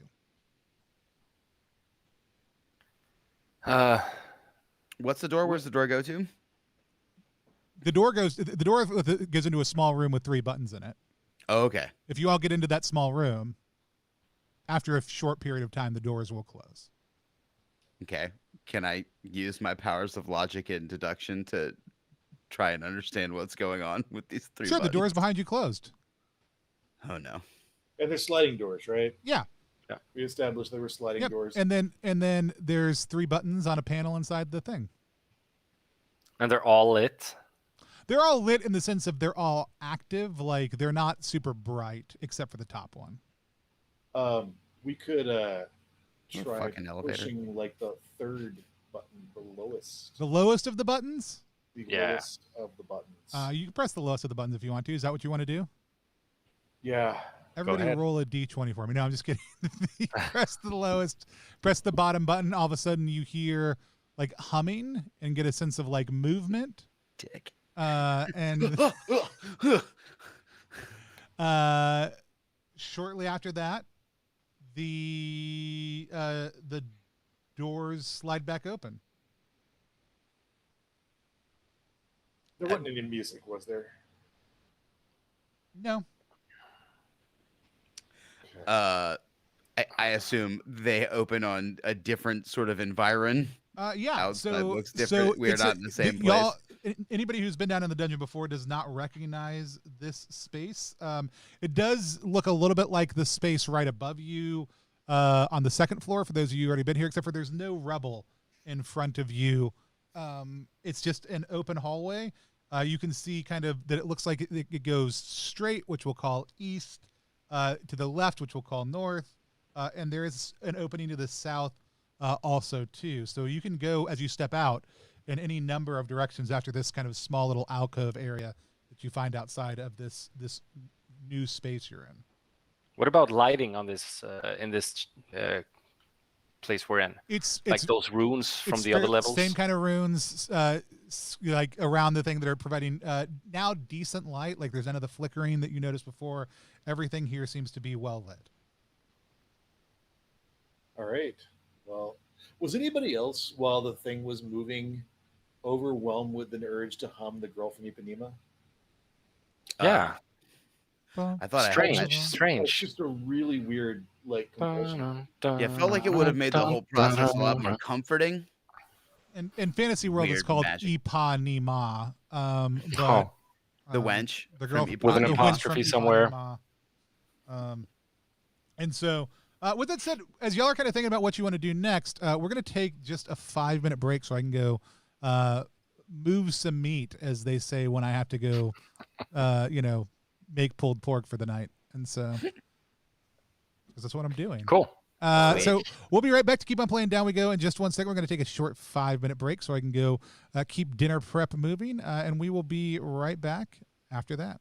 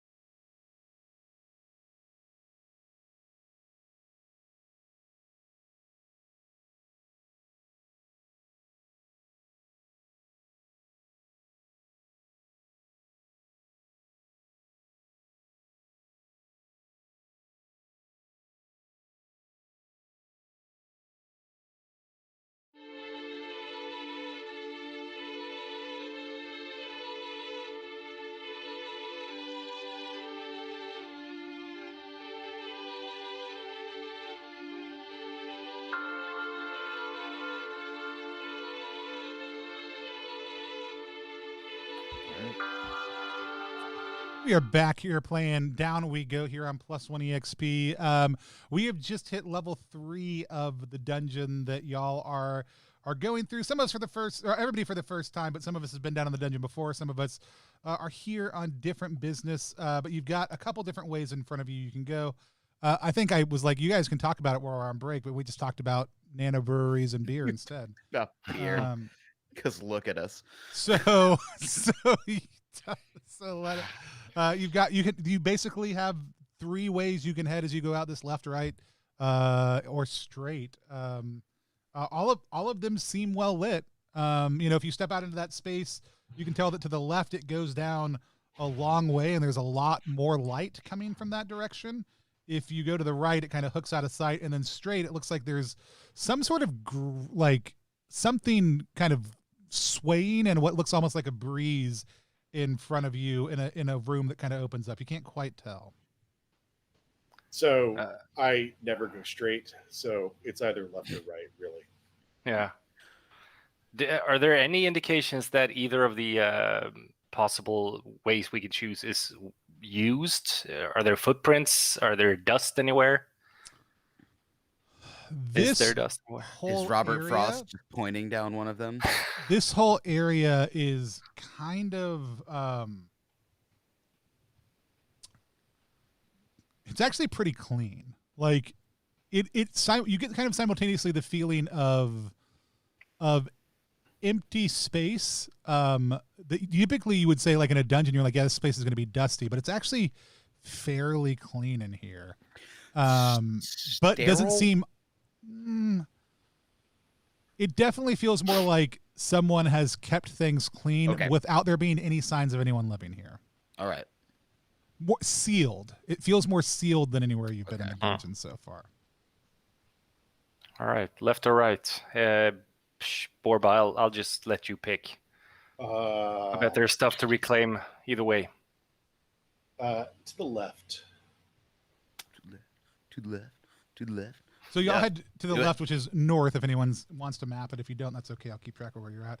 And then the corridor just kind of hooks to your right, and there is a door in front of you, about 25 feet down, like ahead.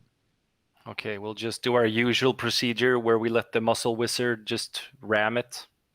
Yeah, yeah, sure. Melvin, sure. we should have briefed you on this before. I'm really sorry we forgot to. No, I'm used to it, man. Everybody in the WWE is pretty used to people looking at us and being like, "Yo, smash that thing!" Like, I get it. So let me just, all right, yeah, smash the door. We don't want to like sniff it or anything. All right, yeah. I'm gonna get up like standard wizarding procedure here and like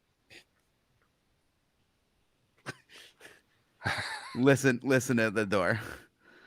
See if I can hear anything. Make a roll plus any sneaky you have. Word 17. Good Lord, this D20 is going to betray me soon. You hear what sounds like a light chittering behind the door. Cool. A lot of chittering noises. They sound gentle and calm. 17. You also smell something sweet. Okay. Huh. All right, guys. Well, there's some sweet chitterings behind the door, so I think maybe not kick open. I think there might be something to disturb, but let me just real quick before I all muscle smash. I try the knob, see if it's locked or unlocked. Oh, it's unlocked. I mean, it turns. Yeah, like pulled. And so like I just want to kind of like real like. Hey, you want to maybe sneaky peek in here? I'm not the most subtle of the 3 of us. I mean, sure, if you don't want to knock the door down. No, it seems to me like there's like something going on. There's like movement directly on the other side, and if maybe you can you can bamboozle whatever it is. Right. Okay. I mean, I'm happy to kick it open and start fucking shooting lasers places. Like it's what I do. You said sweet smell, chittering sound. Yeah. Okay. All right. Let's hope it's not a massive mess of bees. Sure. Yeah. I mean, it could be. I mean, there's the hints of beetle. and some sort of I've never flesh. associated beetles with like sweet smelling, but that could be wrong of me. Like there's those ones that make the aphids. That's the the aphids make a little kind of sweet sugary stuff. Yeah, yeah, absolutely. I'm not an insectologist myself. More of a, I mean, but I don't know. Maybe bugs might turn invisible. I could study them. Yeah. Anyway, let's peek. Let's peek. Let's give it a little peeky peek. I'm gonna gently open the door and peek inside. Sure. Subtly. So you as you look inside, here's what you get, but also make a D20 roll for me. You can add any mystical you have to this roll. Damn it! Well, Tony, I got a 19. Oh my gosh! Everybody just yeah, there it Let's is. all- There it is. Playtest is over, guys. 4 weeks. Sorry. 4 weeks. You notice that in this room there are a number of like at this point slowly color changing, like they seem to fade in and fade out. What look kind of like bulbous hives. Like you saw the egg satchels on the floor above you, or in another place in this dungeon. You're not exactly sure where. Fucking bees. These are a little bit more hive-like, with holes coming in and out of them, and they're kind of glowing and it's kind of softly transitioning. And you see a long kind of stick bug moving in and out of one that is kind of day glow bright and pulsing softly. Day glow bright. And you see from when you how far Like do you open the door? bioluminescence, sort of. How far do you open the door? But just enough for like one eyeful of. Yeah, so you see a couple of these in the corner. Okay. What do you see? What do you see? I really, you're not going to believe me. So why don't you just look? All right, I'll sneaky peek as Brad, well. Go ahead and look in and make a D20 Get a roll. little for me. rascals our heads into this thing, into this door. Are both of you looking also? I mean, yeah. Sure. What about we all three look just at different heights? Yeah, that's what that's it. Yeah. Yep. Go ahead and make D20 rolls for me plus any mystical you have. Do you guys have little rascals in Sweden? Little rascals. I don't know. Maybe another name here. Alfalfa. Yeah. Wasn't it our gang at one time? Our gang. think Yep. that's a- They had another name for it at some Yep. point. Everybody make a D20 roll. Sorry. Yeah, 11. Yeah. All right, let's use a different dice. Ooh, okay, 12. Is that with your mystical added, Alex? Oh, 16. So y'all, Right, you monkey. look in, you see this. If you open the door a little bit further, so you can all see, and you see that you open it about, let's say, a third of the way. You can see 4 of these hives. And Thrag, you can't look away. Like you are Oh, enraptured by just these soft pulsing lights, the beauty of these things. They're just wow, you know, they're so pretty. and there's some kind of smell in the room also too, that just smells incredibly sweet. Richard, we've established that Borba at some point has dated a goblin, right? Right. We didn't get any of the details because they were too intimate. Because they were too intimate, I'm going to assume that the sweet smell is something that goblin would often have and use. Like it was very similar smelling like oil. Is there goblin lube up in here?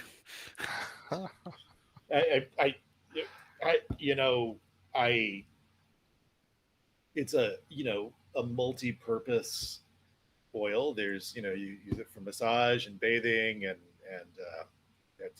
like what I mean. I've been around the block, dude. No judgment.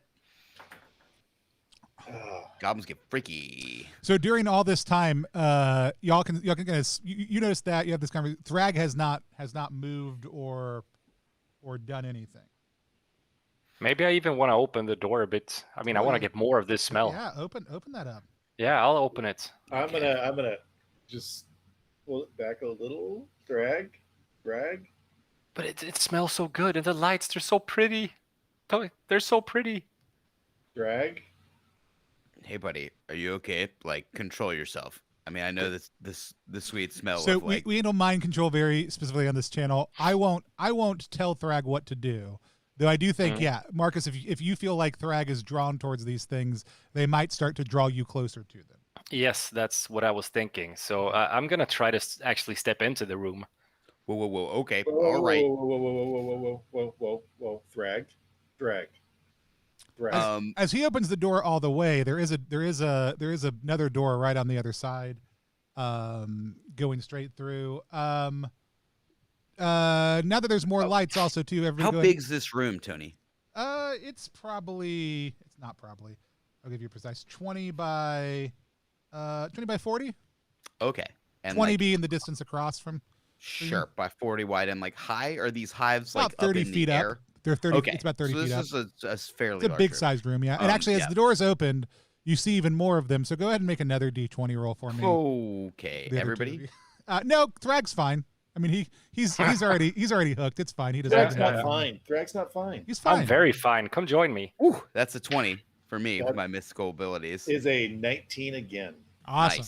Nice. You guys can tell like this sweet smell and these lights have somehow entranced Thrag. Like you guys, Yeah, because y'all can feel the kind of the desire, but you rolled high enough that you're able to be aware of it and resist it.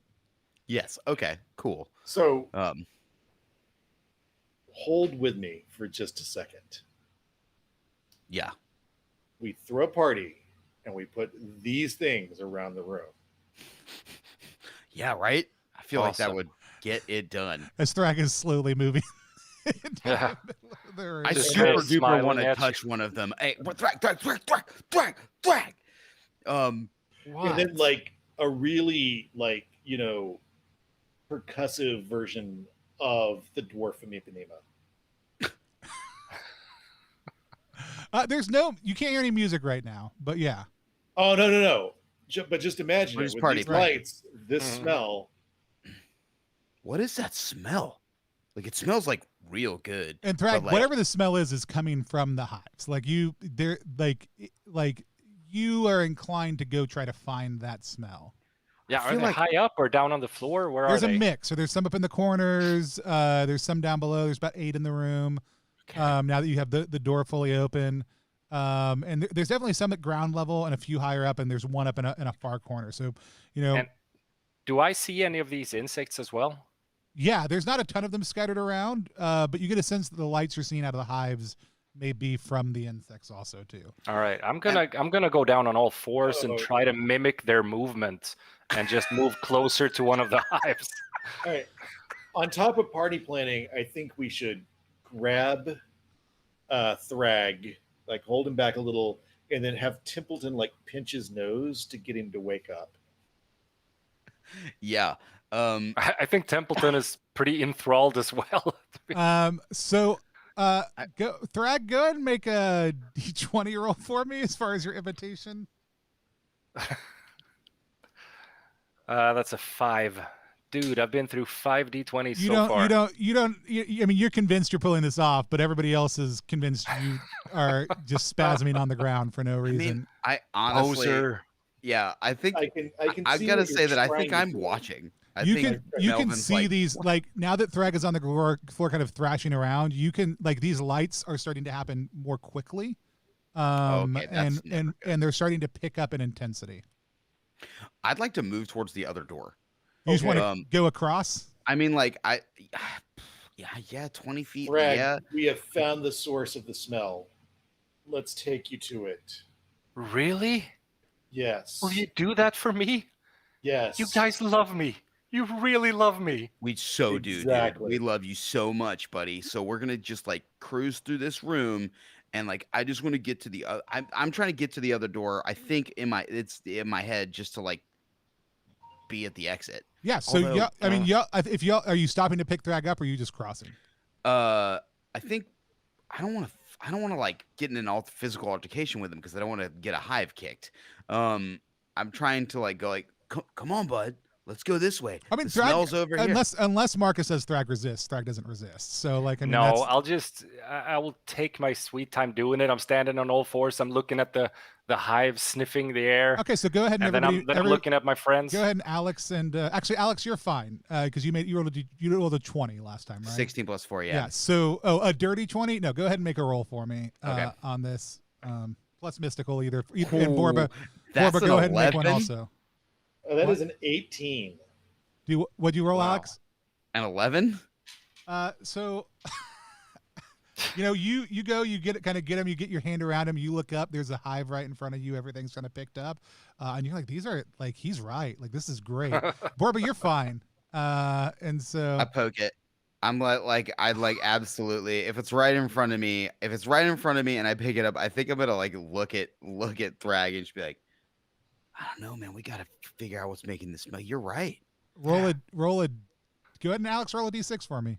Borba, you get a chance to respond before all this happens, but I mean, if it's right, I mean, like, I like the idea of like me looking up and like the camera comes in close and you sort of see this like like euphoric, like my face just relaxes and gives up, and then like the hive is right in front of my face and just like, oh, I have to see if I can get in there and get some of this good juice. I rolled a 6. Don't know if that's good or bad. D6 rolls in this game are pretty like. Oh no, that just means whenever what it's about to happen. Borba, you see him reach out and stick his hand into it, and you smell that smell just kind of like waft out and overwhelm things. And you also see the bugs in that hive, like the lights reach like strobe level, and you can see them starting to mass up inside the hive at this distance. What do you do? All right. Well, is his hand blocking the exit from the hive? No, I think he said he poked it, which to me assumed he's going in through the body of the hive, and so the exit. Yeah, absolutely. Like, so what I'm trying to do is juice the hive. Yeah, essentially. Yeah. All right. Like sticking my finger into a ripe peach is what this is in my head. Yeah, like a 3 foot, 4 foot tall ripe peach. Yeah, big old like ant sponge and spiker are there, and I'm just trying to get some of this peach juice. And all those bugs are crawling to the top. It's Melvin. Is Thrag by the same hive? Yeah, they were both right because he was like I had put my arm around him. So is Thrag still trying to imitate a bug? He had gotten him to his feet and told him he was going to get him the nectar, and now he's getting him the nectar. Melvin, gotta get that nectar. Melvin. Yo, I thought we had a thing going, and we were gonna lie to Thrag about what was going on, and then I can't lie to Thrag, man. I love Thrag. You got to get in on this, man. Like this juice is like, there's something in this hive that's just good.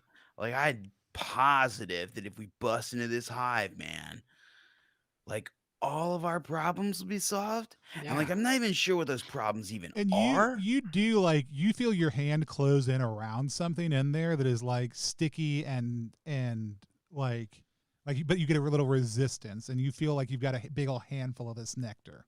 Okay. Oh, I'll pull it out like Winnie the freaking Pooh. All right. I think whatever you get out of there, I want to taste it. It's not in the adventure module. No, that's fine. All right.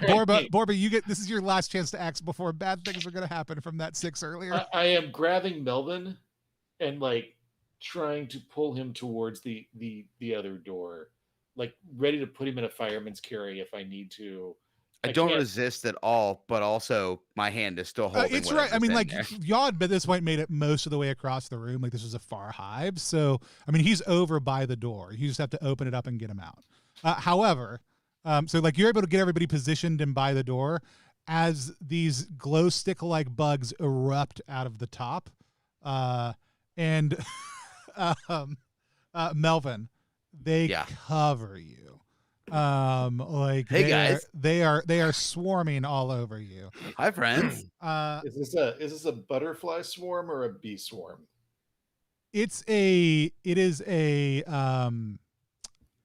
is more like a termite bloom is actually probably the better way to think of it, which is the most terrifying type of swarm. Like if you've never seen a termite bloom happen, like there is nothing and then all of a sudden there are hundreds of creatures crawling all over the place that can kind of fly, but not really. I was thinking more along the lines of like, is this like a dangerous bug swarm or is this like a annoying bug swarm? This is like I think you have made good enough rolls that conceptually, if this isn't bad now, it's about to be very bad. Like there is no, like he just stuck his hand in their hive, pulled out a giant sticky mass of something that smells sweet, and they have now all swarmed all over him, and it's not gonna, that's not usually a good sign. Like when you take honey out of a hive, the bees aren't happy. Like No. But occasionally, like, they may not have like good defenses. These are dumb bees. you don't Or have it's just like, like wiener bees. you don't have any way to make that assumption, but now they are going to act if you don't. All right. Oh God. Gosh. I am going to Remember, Alex's character doesn't have to be here next week. That's I'm throwing it out there. all right.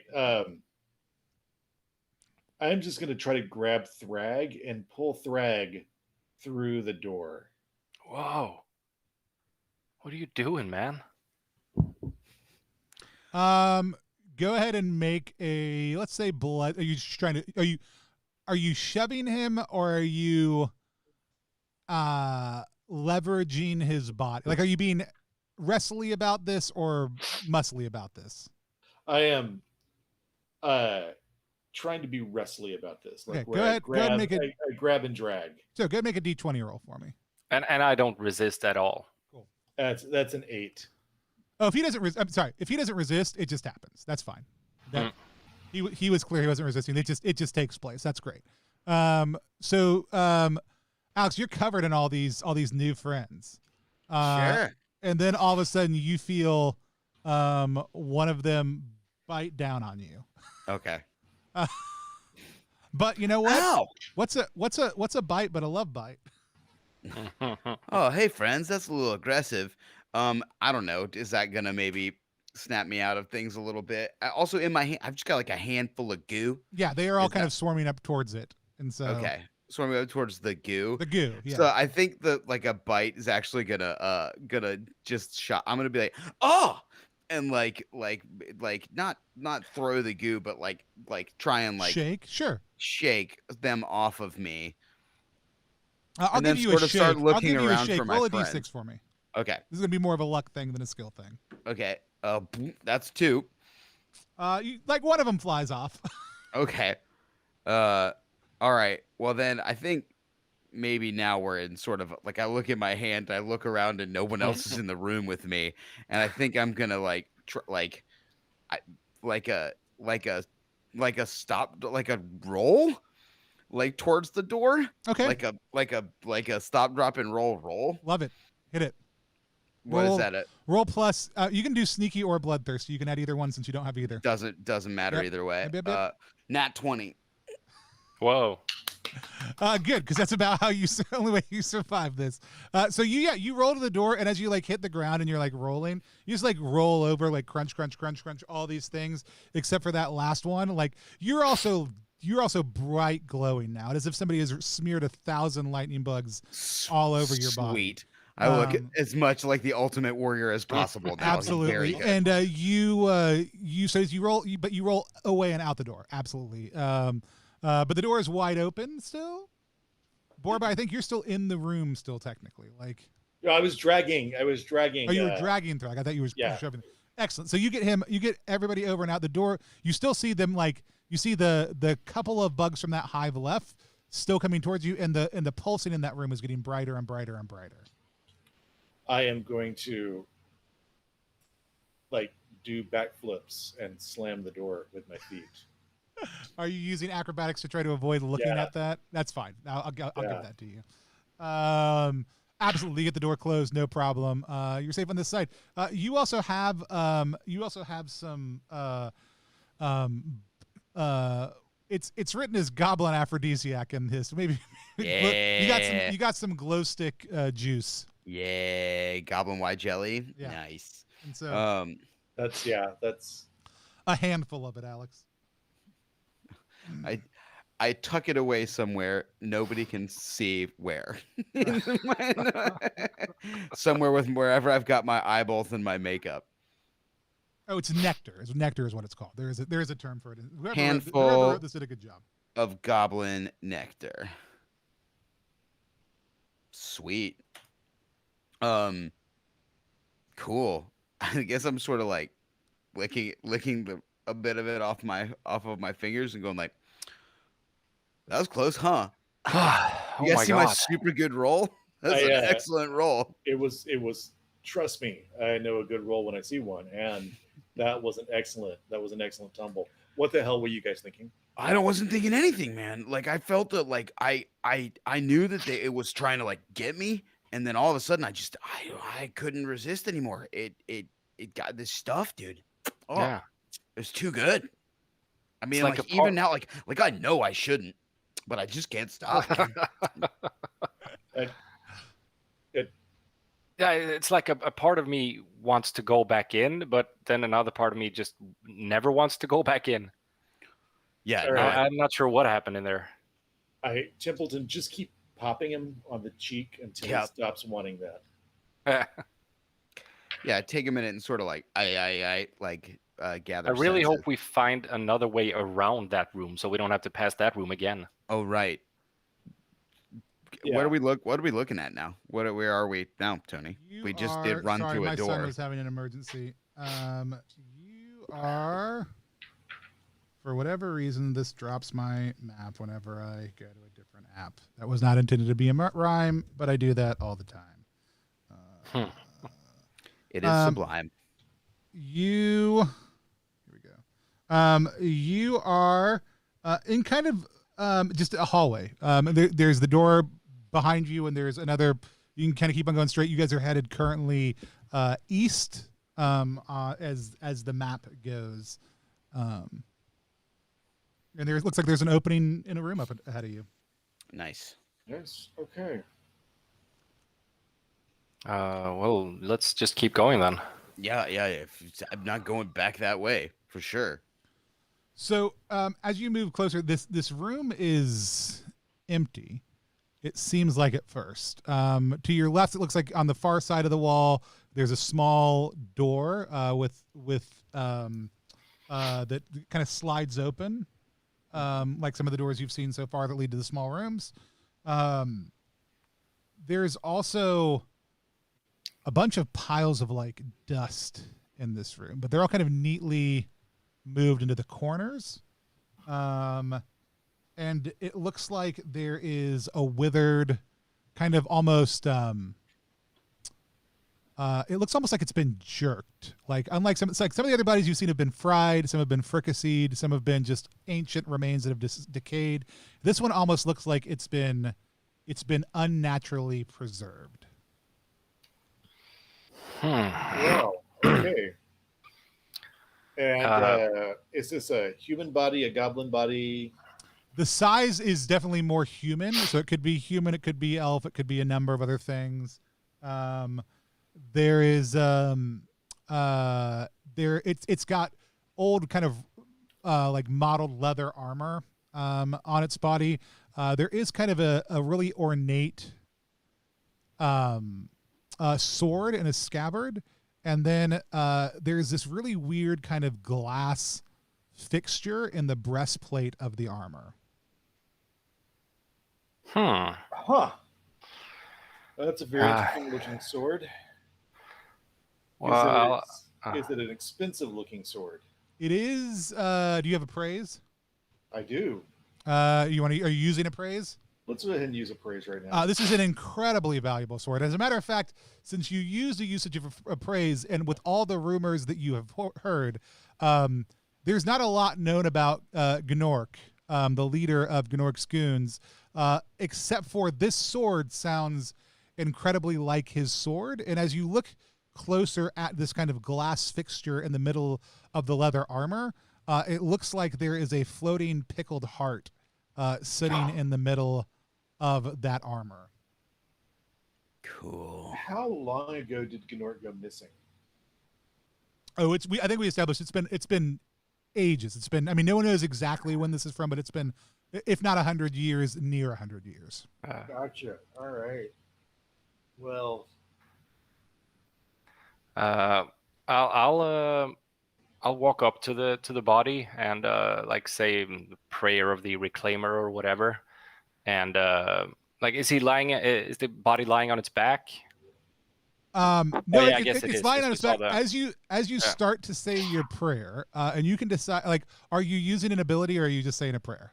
No, I'm just saying a prayer. Okay. You kind of in a staticky like response, all of a sudden you see next to you kind of almost like the after image of a figure that goes, "Wait, don't!" And it looks like this kind of ghostly shape pops out at you. All right, I step back. Oh, okay. Sorry. did we see that, or did only Thrag? I think anybody can see that. It was pretty obvious. Whoa. Okay. All right. Well, Who are you? Does anybody else? And this thing, touch it now? like fades into existence and then fades out of existence. Like it is like, all right. it is choppy. It is not consistent. But as you start to pray, it definitely popped out and it was very clearly upset. Wow. What? Did you all see that? Yeah. I did. I'm gonna Ghost go alarm. sort of start removing the guy's belt You get about to halfway. to get his sword. Yeah, you get about halfway through, and you all of a sudden get, "Except, does that up? You." Okay, you're gonna have to speak more clearly if you want to communicate with us. All right. And then I just keep walking to get the sword. I'm gonna pull out my bottle of holy water, holy oil, or whatever. Yeah, Holy water. You also have blessed salt, I think. Oh yeah. Clearly, there's some kind of spirit not at rest here, so I'm just gonna try to, like, do the reclaimer's funeral sayings, prayers, sprinkle salt, pour out the oil, whatever. Go ahead and make a roll plus holy for me. That's a 15. So you start the rites and all of a sudden the intensity of these apparitions and kind of the anger of it seems to pick up. But also the flickering is becoming more and more stable towards the end. And all of a sudden, like, Gnork is standing above the body. And it's like, "How dare you come to this place? How dare you make a mess of all of our plans? I can't." And then, like, as like you are finishing this, he is getting more and more irate. I will give one person an opportunity to interact with Gnork for one short exchange. So pick who that's going to be and pick what you're going to ask or how you're going to interact with him. Borba, show him the permit. I just pull out the permit. Like, "Man, you've been dead for a century, and you look like it." Oh man. And he like takes a ghost form of the scroll, looks at it, and then like sighs deeply and, "I never should have started that permit office," and then just like poofs into existence, just to non-existence. Yeah, well, because permits have to matter at this point in time. At least one person, Gnork, respects it. So you have Gnork's sword. Like I said, there's this armor. No, it's like I said, it's all molted and kind of not in very good shape, except for the breastplate that has this weird kind of glass floating heart in the middle of it. and the floating heart is in the breastplate, not in Gnork's breast, right? It is in the breastplate, not the breast. Okay. Hey, Melvin, Yeah. hearts floating in breastplates. Yeah. Pretty weird. What is that? Okay. I was gonna say, like, is that like a thing? Let's see if I know what it Yeah, is. make a roll plus mystical, sure.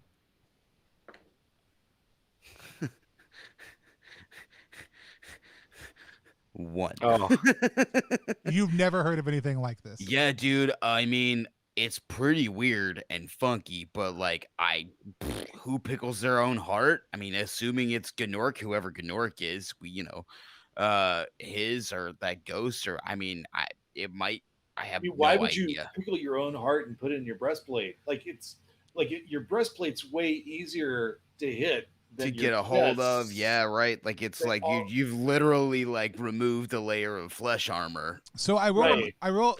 So Melvin would not have heard of this, but Borba, last time y'all were down here, the map person whose name I can't remember, played by Elizabeth, who we love, they had We love you, Elizabeth. they had been down here because they had heard Gnork had pickled the heart of his dead lover and kept it with him at all times. Okay, right. Wait.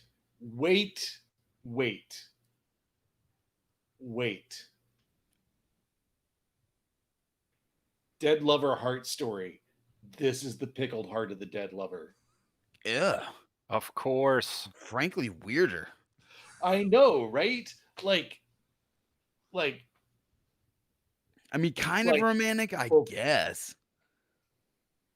before Gord and I mutually broke up,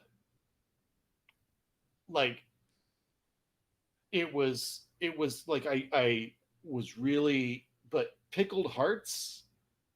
Yeah, man. I've heard of wearing my heart on my sleeve, but this is ridiculous. Right? Like I just like, why would you like Yeah, I mean, do you think that was maybe her?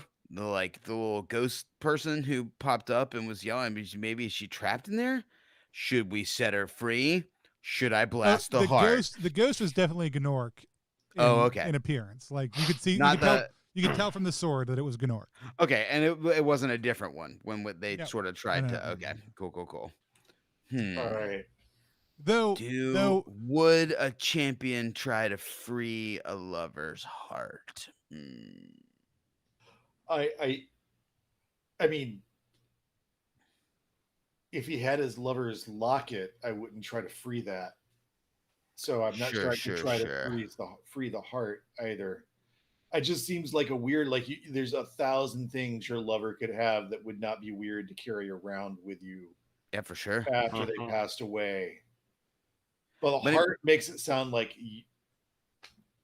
you are not in touch with what is going on in the world. Yeah, for sure. It really sort of makes me worry that like there's perhaps the soul of some poor person trapped up in there, and like that doesn't jive with me super well. Thrag, is that possible? Is it possible? I don't know. I don't know. But if you want whatever.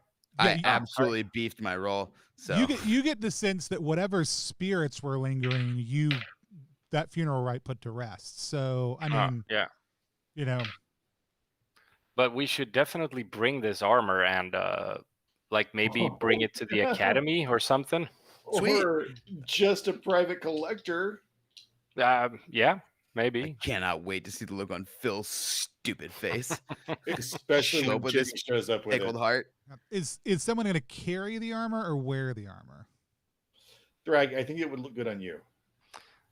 I think it would. Does it fit me? I'll just size it up. Would it fit me? Yeah, I mean, this is really more like the head hole's pretty wide because it's designed for. I mean, head holes typically are because it's easier to get things on than take things off. So it definitely can slide over. I don't think the Thrag was especially big, but this is more like shoulder pads and a chest plate than anything else. It's designed to go over the top of whatever you happen to be wearing. And so I'll slide it on. So it'll go to give you a +1 to avoid hits. So it will increase your resistance. There may be other things that it does also too, but you won't know until those things maybe until it happens. Yeah. Thrag, I think you in this could really bring shoulder pads back. If you say so, I will give it my best. There is a door to the south of this room also too, in addition to the double sliding door up to the north side of this room, and as well as you came in on the west side of this room. Huh. There's a door out the other way. I'm not going back in that bug room, man. I think it's just No, deeper none and of deeper you are and going deeper. back in the bug room. That you guys have no self-control around those parts. No, man, I'm thinking honestly. Like, I thought about it again, and like I want to go back in the bug room. So like, let's not go back in the bug room. Yeah. Working my Nectar 12th step program over here. But okay, we have to the north. There's the sliding doors, similar to the ones we've encountered before, right? It always lead to the And small a room. corridor leading south. Correct. And that corridor leading south hooks back over to the west. Okay. I'll walk up to the sliding doors and see if I can get them open. You open them up? Yeah. It actually takes a second for them to open. If you just like, as you walk up, they're kind of a pause. You start messing with them if you want, but within a couple of seconds, they slide open, and there's a small room inside with 2 buttons in it. Are they lit like the ones before? They're lit, yeah. It's another magic lifty room. Downy room. All right. Well, I don't know why you wouldn't put your magic lifty rooms closer together, but what do I know about magic lifty rooms, right? There's another door. Tony? No, there's no another door. Oh, there's a door to the south. Yeah, okay. There's the door we came in, and then a door to the south, and then a this door to the south. Okay. Well, I want to go listen at the door to the south. Oh, sorry. There's a hallway to the south. There's an exit. Oh, okay. It's All right. wide open. You can see that it hooks back to the west. Okay. All right. Well. Yeah, let's head that way. Well, hey, what about the sword, by the way? Who's carrying the sword? I'll carry the sword. I think, yeah. Thrag's got, or Borba's got the sword. Is there just still a body? This dude's body is just standing in the middle of the room that we just took this armor off of? I mean, it's leaning against a wall, but yeah. Okay. In the middle of all these kind of big piles of dust. Like, the rest of this place has been fairly immaculate except for this room. It just really feels like this body's going to want to come alive or something and fight me. But I guess not. All right, let's roll. It won't come alive and fight you if we go somewhere else. I guess we have the right permits. Yeah, let's bounce. Also, we have the right permits because I forged them. Shh. I don't know if he can hear you or not. Ghosts be everywhere. Talk to my attorney. So as you kind of go around the corner here, it's very short, like 10-foot walk down the hallway, take the corner. It's about twice as long, and there's another door that is straight in front of you, going back to the west. All right. We'll listen. Yeah. Listen. If somebody wants to make a roll, they're welcome to. Whoever's listening, you can add sneaky if you want. 18. Good 19. Lord, I'm good. Sorry. I'm mad good at listening. It's almost like wind. It actually kind of reminds you of like you hear like some knocking and some other things. After you wait a second, it sounds really more like the gardens than anything else that y'all were just in earlier. And so. All right. Let's open her up. Yeah. So as you reach out and open the door, I'm trying to die. Now it opens into like a room full of what looks like it used to probably be orderly rows of plants that have become wildly overgrown. There's strange bushes in a variety of hues around you. Some green and orange and yellow, like things would be in different seasons, but other ones that have a bluish and purple hue to them as well. A number of which have just beautiful fruit or flowers sprouting out of them. All right. Look at myself and go, Melvin, don't eat fruit. Don't eat the fruit. You got this, buddy. I look at Thrag and say, Thrag. Yeah. No snacking on the fruit. I give you each a package of like honey sesame sticks. Okay. Dope. I have a snack. Yeah. And now I get +8 to all my rolls, right? They were magical. They're just really good sesame sticks. You feel like you get +8 to all your rolls. Yeah. Oh, yeah. There you go. Did you eat one? I'm sorry. Yeah, it has sesame stick. No, not the fruit. No. I didn't think so. Okay, that's the sesame stick. It's great. But yeah, it's just a bunch. And it's, I mean, like some of it, I mean, it looks like there's in various stages, but there's plenty of ripe fruit. Oh, sorry. It looks like, if anything, it looks like these are the same type of tree in different stages of growth. Oh, okay. That's cool. And how big is this? We're in like this is a big old garden that we like walked out into. Oh, it's a probably a 30 by 30 room. So again, another 30 by 30 by 30. So big space. Is there a source of light hitting these? Yeah, over each one, there's kind of a slightly different color of light shining down on that space and it fills the room. So, you know, like the overgrowth is getting kind of fed by it, but it looks like each one of these planters has a distinct light source. So each one has its own grow light. Mm-hmm. Very carefully moving kind of away from Borba, I will sneak some fruit into my backpack. Okay. I mean, how many do you want? Like 2. Are you trying to take the Three? ripest? Three. The ripest. I'll take 3. You trying to take the ripest stuff? I'll take like 3 different ones. Okay. Like different So like ripeness. an early growth, a late growth, and then what looks like a ripe one. Sure. Yeah. Yep. Unless Borba's not actively looking for you, unless Borba states that they're. Yeah. I mean, then you get them. Cool. Yeah. But other than that, there's an exit on the other side of the room, and there's an exit to the south also too. The exit on the other side of the room is slightly ajar, actually, and you can tell this is the room that you saw when you came in on the elevators also too. And you can kind of see out that other door as you make your way over there. That's back towards the elevators where you came in. Oh. Well, that's good to know. Well, yeah. We've got ways past the fucking nectar room. Right. I don't know. We could go back and go down again. What do you mean? I mean, we could go back now that we know that we could get back to the like magical lifty box up, right? So now we can go back into where Ding Dong's Ding Dang Dead Body was and like take the magical Downy room and go down some more and I don't know, loot and stuff. All right, sure. Exactly what Melvin said. Yeah. So what do you want to do? We're just gonna go back and now that we've got an exit route, I guess we could go back and We're gonna take the elevator down, go back into the room with the armor and the body. So take the elevator. so you can if you go back over there, you hit the down button on that. Yeah. The doors close and then they open back up again on the same room. Oh. Is there another button? There's an up button that's not quite as bright. Or Well, hit the up button. Sure. Y'all are all in there? Mm-hmm. Yeah. Roll a d6 for me, everybody. Or one person. Sorry, one person roll a d6. 6.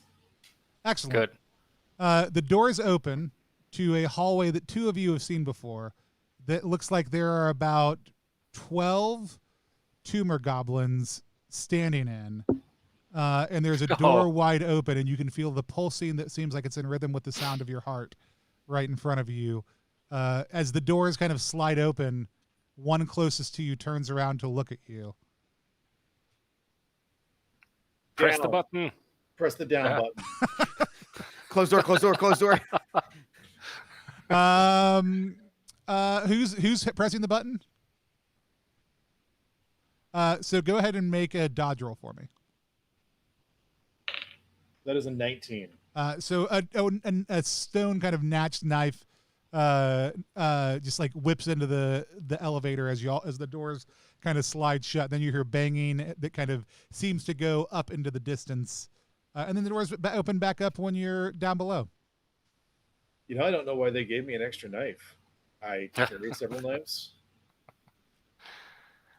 And I have a sword now. I mean, we're going to sell the sword, but, you know, I'm sure that somebody on the faculty would want this example of a stone knife.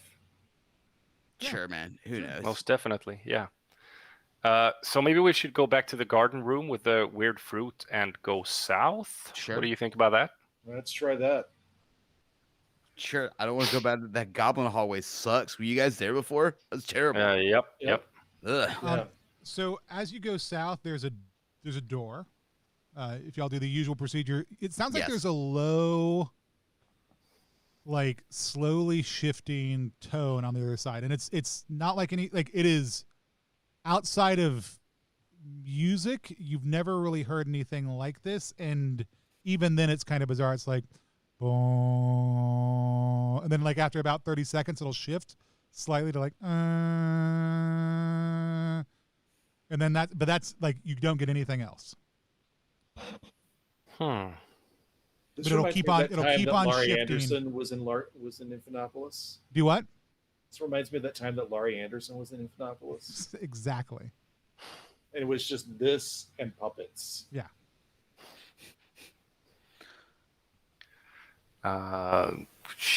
Yeah, I'll slowly open it, peek Yeah. in.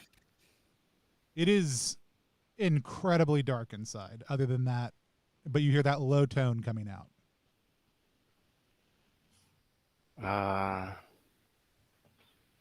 Does anybody have a torch or yeah, we have lanterns.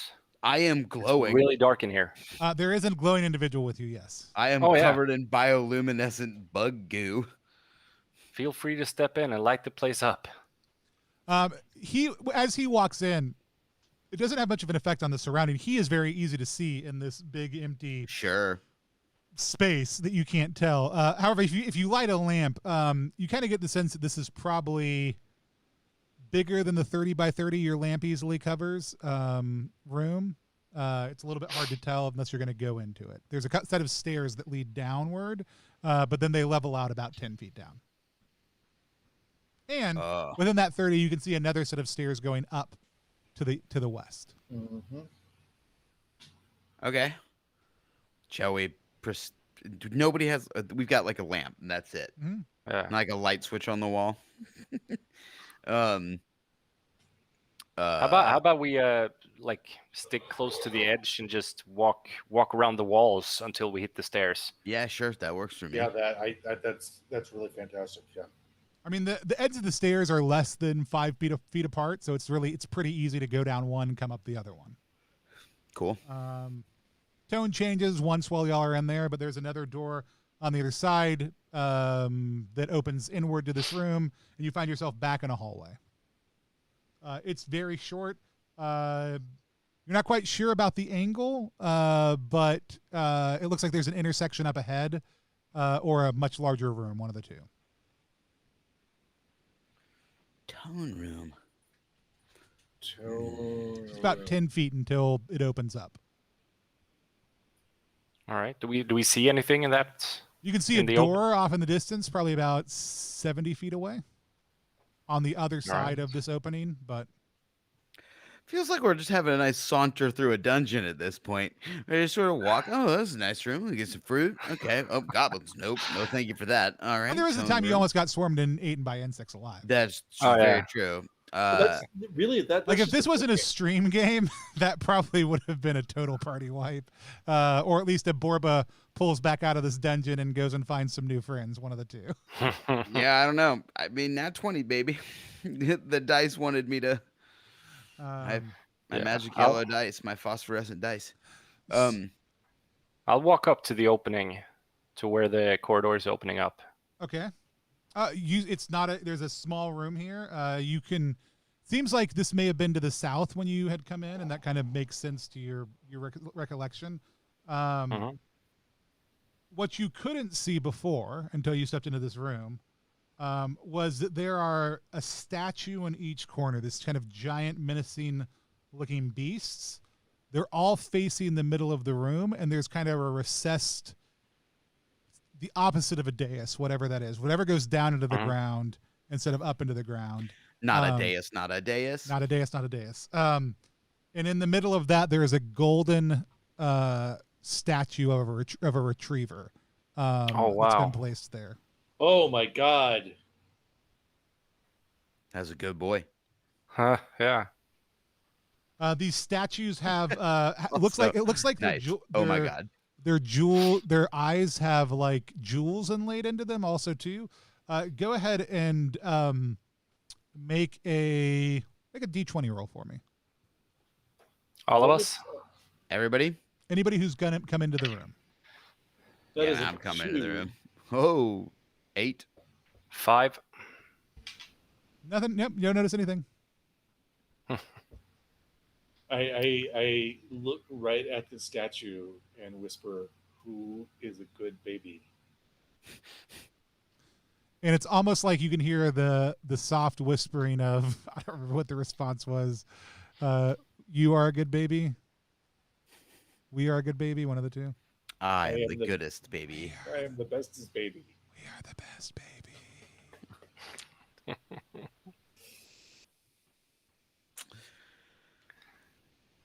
Somebody gonna touch it or like? What about It's just like an action figure to me, you know. Yeah, but it's like an action figure of Of like pure gold. the best baby. Yeah. I'm more concerned with the gold. Again, myself. I want the gold. Where the gold at? Is there Hmm. any way to walk behind the statues, or are they way up against the wall?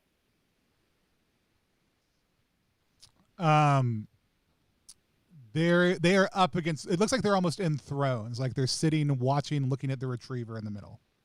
Mm-hmm. And as you kind of take closer notice, for a second you feel like one like is about to leap at you, but then nothing happens. Okay.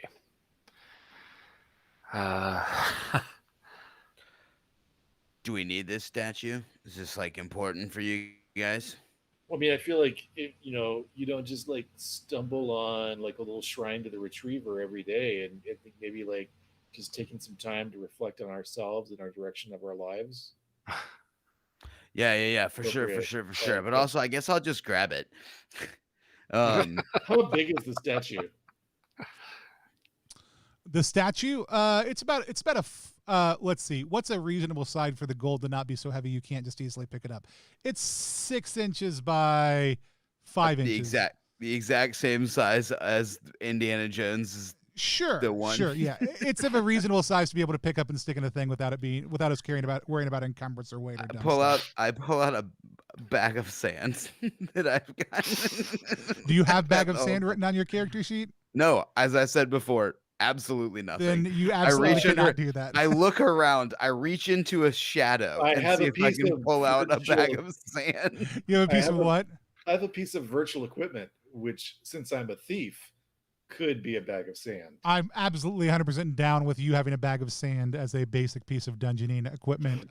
See, As I spent- it's the a- universe is your It table. is a $50 bag of sand Yeah. right there. Yeah, it's really primo Look, sand. cheaper bags of sand aren't as easy to change the weight of to get the exact precision you need.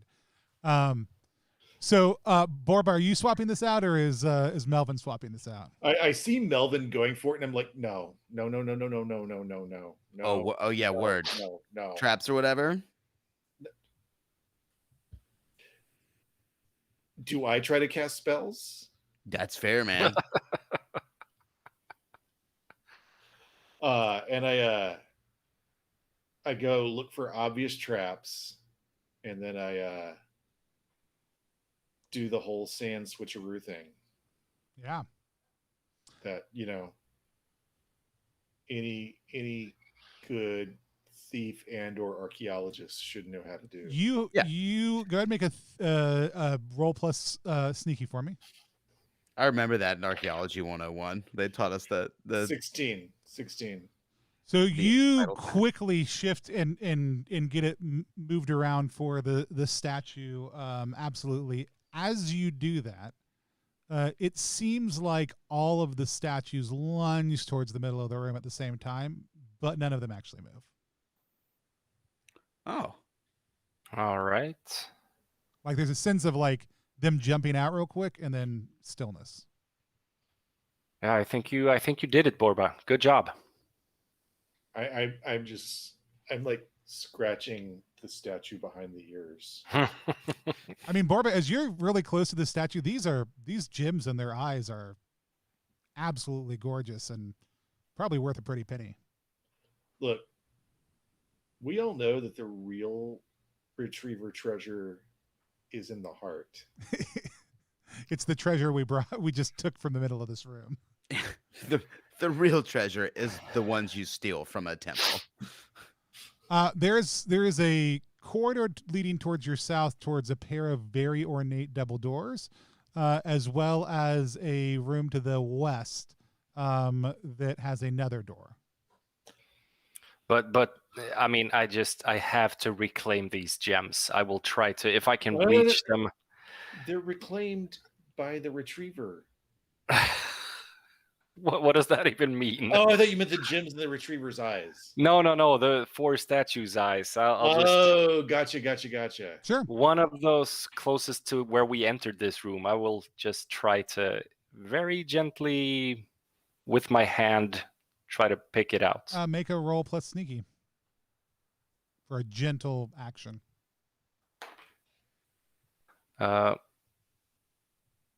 That is a wait. It ended up like on the between 2 numbers. I'll roll it again. That's a 13 plus.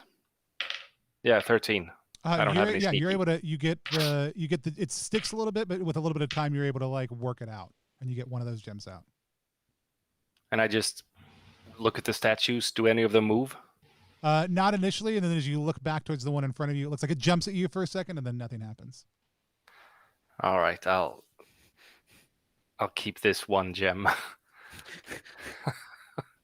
Yep. Oh man. Alex is messaging me secret messages. Yeah, sorry. So,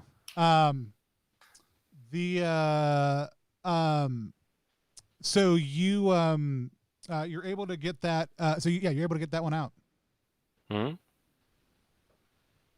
Wow. Cool. I'm happy. So do you want to head to the south, to the west, or back towards the elevator room? Or back into the big block room?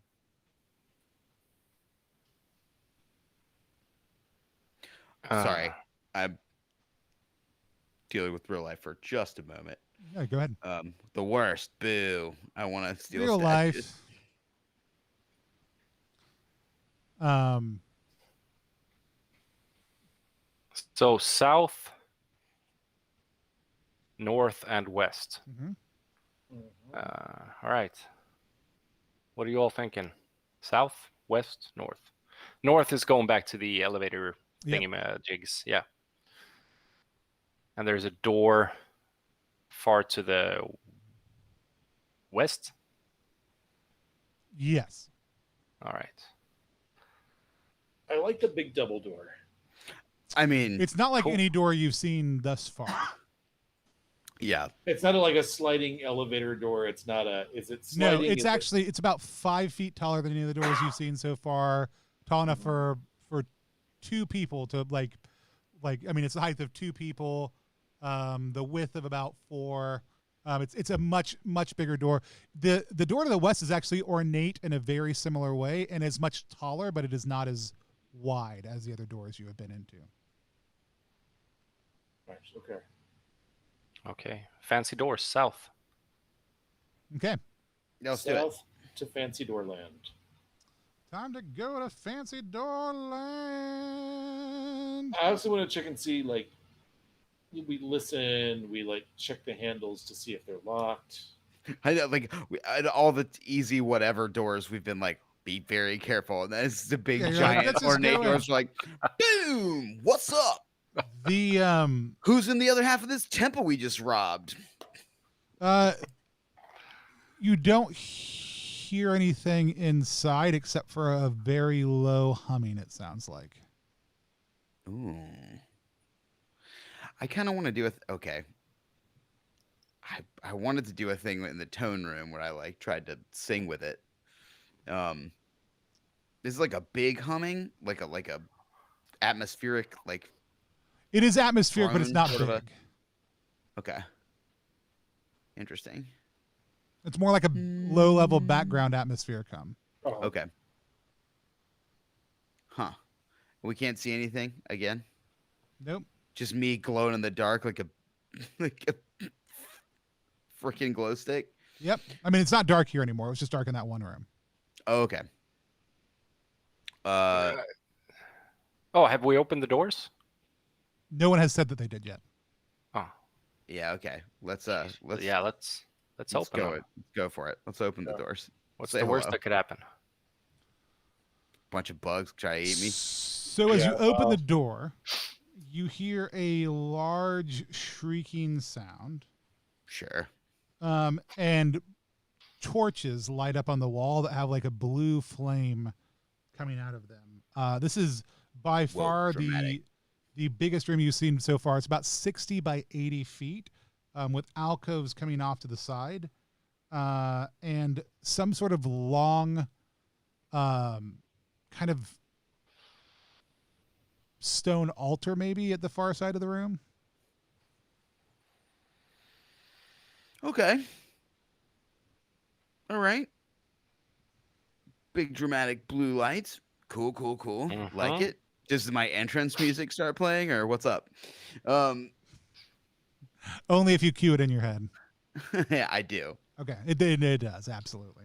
It's always played. Every time we've gone through any one of these doors, my entrance music is played in my head. Yeah. I have no idea what we're about to encounter, but I would like to bless you all before we move any further into this room. Yeah, that's a good. If you are okay with being blessed by the Reclaimer. I'm into it. I'll That's- take all the that's great. blessings I can get. I mean, the real blessing is the friend we made along the way. That's me. Aw. I'm the blessing. So go ahead and spend your charge on that. Yeah. Cool. Alright. Should we go check out this altar up here? What's going on? The last altar was pretty cool. All we had to do was trick it with a bag of sand. Yeah. Let's go. So What about the Shit, floor? Maybe this is the bell. What is the floor made of? it looks metallic like all the other floors on this level have. I guess we Okay. didn't talk about that, but it looks like you've seen floors like this. There's nothing particularly. I mean, there is a little bit more of an inlay. Some of the runes that are kind of around the rest of the building seem to be kind of woven around this room in a more ornate way. Some of those cross over the floor, but as far as you can tell, they just emit light like everywhere else they have. All right. Yeah. As you make your way into the room, you notice that there are 4 stone. I just heard a message.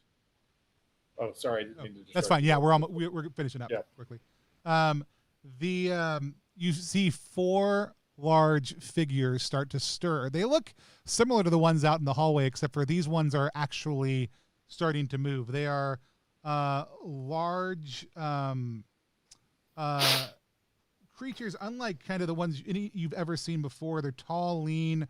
They have long arms and spindly legs, almost translucent skin, and they are the thing that were making the shrieking noise. And they seem to be coming towards you. They seem to be, or they are. I said what I said. I mean, Yeah, they're fair moving in enough. your direction for sure. Yeah. I really quickly check behind us just to make sure they're not going for somebody else that's standing behind us the whole time. Like when you see somebody who looks vaguely familiar, but you're not sure if you know when they wave, and you're just like, Yeah. There is no one behind you. Is the door still open behind us?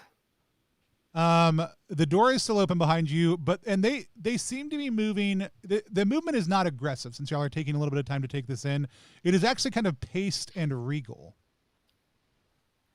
Hello, says Melvin. What's up? weird.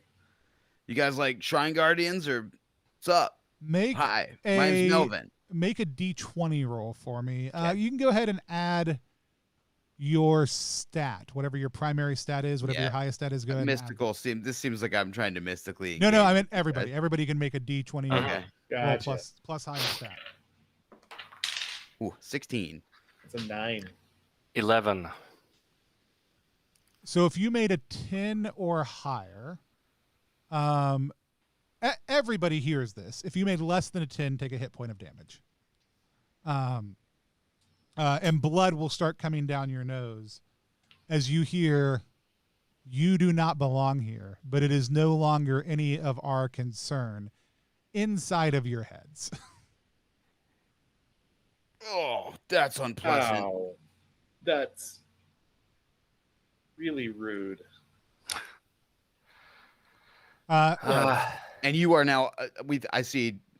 Borba is now, or bleeding from his nose. Yeah. It happens sometimes when people try to communicate with me telepathically. They don't. They, like I said, they don't. They are still kind of moving at this measured pace towards you and the door. But Can I do like a shuffle, like a sort of like to see if they like? Oh, if you move, they don't seem to take notice of that. But they're walking towards us. Yes. I'll just. They move don't to the reorient side. themselves towards Can you we when you just- move. I'll get out of their way. I'll move to the side. Yeah, that's what I was thinking too. They say they make their way past you. They head west, like they go back into the other room. They head west, kind of hooking back around towards the direction that y'all did not go. Do y'all do anything? I think, why don't we follow these guys? Yeah, Should sure. we just like hang back and like, okay, I love that. All right.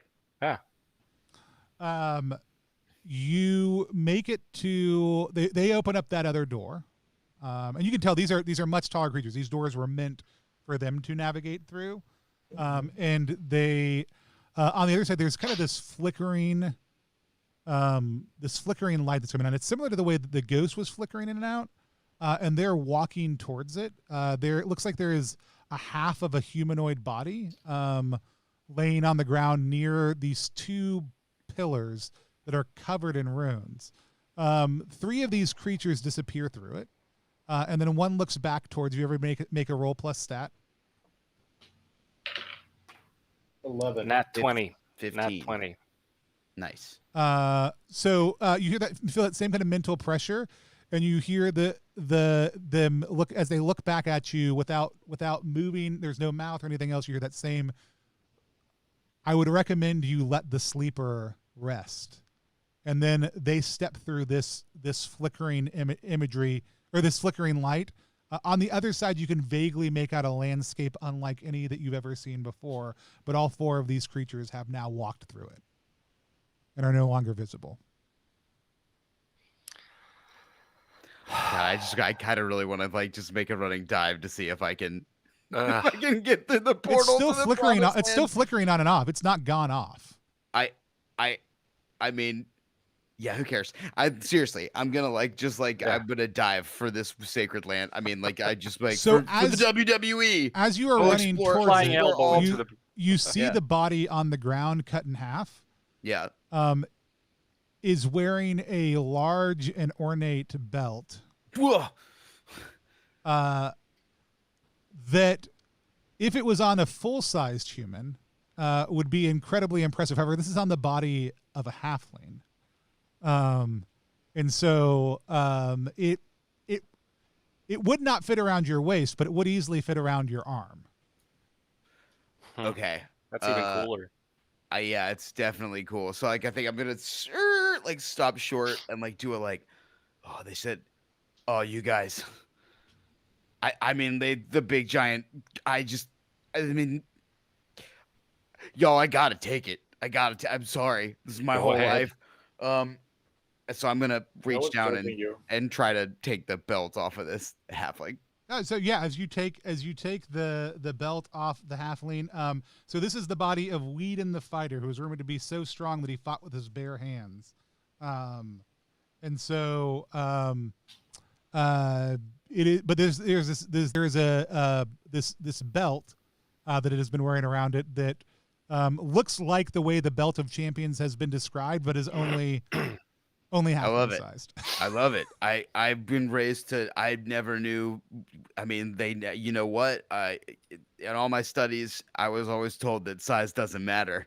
It's how you use it. So like, I need to grab this. If this is the belt of champions, I have to take it. Let's yeah. So that's you get it. The portal is still flickering in front of you. I'm gonna try and walk through it. All right, roll a d20 for me. Okay. Oh. Plus anything? Nope. 17. All right. You go through the portal. I think that's a great place to stop. Yeah. Until I turn around and I just look at my 2 new friends as I like step through and realize it's gonna happen. I look at them and go, bros, remember, the belt is the one you wear in your heart. Is the true belt of champions. And I turn and walk into this other plane of existence. Awesome. Great stopping point for this week if that works for everybody. Awesome. So we have been playing Down We Go. We're not going to do a full-on reaction roll because I know a lot of people have to go. But it's a minimalist OSR game. If you go to ttrpg.link/DWG or Down We Go game, you can check out. Marcus has got the shirt on there. I have one also. I should have switched into it today also. We just printed them up for us. They're the only ones that exist. It's available as a digital ashcan right now, which is the rules we're playing through. We've been playtesting it all month long. We have a couple special guests with us. Richard, who thank you very much, has been with us all month long. We've got one more session left, and we're at a great place to kind of end off on this journey, head back to Infinopolis, and then find out what happens next. We also had our Alex Murray with us. Alex, tell people who you are, what you do, and tell us what it was like to play Down We Go just as Down We Go, because you've played it a whole bunch of other times before for other OSR stuff, but never just the game itself. Hi, I'm R. Alex Murray. I am a Brooklyn-based actor, comedian, podcaster, jack of many nonsenses. I also have begun to dabble in indie game design. You can check out the supplement for Troika that Tony and I designed to get. That I helped Tony design. I think that's fair. None of us came up with. Well, I guess I came up with a mechanic, but there's not. It's mostly backgrounds and alchemy and Whoop stables that we both did together. It's a whole bunch of flavor that Tony and I wrote for Troika that we need to play at some point because I think it will be very fun. Play testery there. And I'm also the artistic director of the Missing Sock podcast network. We have a bunch of great shows. Listen to Child's Play if you've enjoyed any of the dumb crap I've said in the last 3 hours, and listen to me, listen to Kids Bop Records, and re-record songs and go insane. This was a blast. Like Tony said, I've played a couple of other heavily filtered versions of it, but I love it, man. I love this system. I love how straightforward and easy it is. I love how much room there is for flavor and fun and character. I do feel like, I mean, just the aesthetic of just the rules pages makes it look like it's probably a little maybe meant to be played darker than I tend to play, but again, I can't but help. Also, Marcus, it was your fault that I was a wrestler wizard, so turned out great. That one's on you. That was so much fun. Yeah, I really want to play the WWE Arena expansion of Down We Go. At some point in time, four rolls enter, one roll leaves. I think is 100%. Has to happen at some point. And I think it was nice to go into and get a little more of the game, because the other times I've played with this rule set, we've just been dungeon diving, and it was nice to muck around in the city. The shifting city is a very cool mechanic. That's fun, and I don't know if that's baked in or just something Tony was doing running the game, but I like that that everybody sort of builds the city together, and it's you go from one person to another. It's what do you notice? What are you seeing there? And it becomes sort of like Infinopolis becomes a fever dream of the party, which is very neat. Yeah. I don't know that we have any written rules down about that. That is how Marcus was running it. So that's just how I continued to run it. And so I think the plan is get that in writing somewhere in there. Our plan is to figure the GM section was 4 or 5 or 6 kind of here's the things you got to do as a GM. And so I think we're going to go back and do a page similar to the player page. It's a little bit more packed with, hey, ask questions, probe in this way. Here are some samples. Here are some things to do. And then bake some of that into some of the different pieces also. Yeah, I mean, especially if you're basically rolling for adjectives, which is cool. And it's all right, here, have everybody pass this adjective around. Unpack your adjectives. And what are they, what do you see? Yeah, we could have done that with the Towering Gardens, except for we'd spent a lot of time in the city, and I was we have to get back to the dungeon. Yeah, it'd be great to spend. I mean, we could have just spent an entire smoke weed and talk these butterflies all day, man. Just grooving on stuff. But yeah, I wanted to make sure we got some time down in the dungeon. But no, thanks, Alex. Thanks for playing with us. We're gonna be back. Always a blast. Thank you for having me. Thank you so much. Yeah, next Wednesday will be our last Down We Go thing. We'll see if y'all awaken the rester, see if people walk through things. There's other parts of the dungeon that y'all still haven't technically been to. I may have just moved the belt down here because I wanted Alex's character to have a good satisfying payoff and run away with the powerfully magic item. Who knows? Who knows what happened? But He's out there somewhere. Melvin is wandering the plains now. Wandering the plains with a halfling belt of giant strength. No, it was a lot of blast. But we're gonna have hopefully we'll have Liam back next week, and then we'll have Adam Adame Bell with us for this last session. Also, too, to just kind of finish out our thing. I think we're going to do a couple more things with it because we'll have a little bit more playtesting to do. But a couple things we're really excited about. We just talked to Johan Noir about doing some art. We've got some music that's going to be coming for this whenever we go to a physical thing through partnership with Loot the Body that we're excited about. And then we also have been talking to somebody about Walton about doing some editing for us, who runs the phenomenal Ludus Libre blog. I'm probably saying that wrong. Hold on, let me look. Liber Ludorum something. Liber Ludorum. I think. Who has been very excited about the project and is going to do some editing for us, both proofreading because I suck at that, and line editing to make sure that all the language is consistent and everything else like that.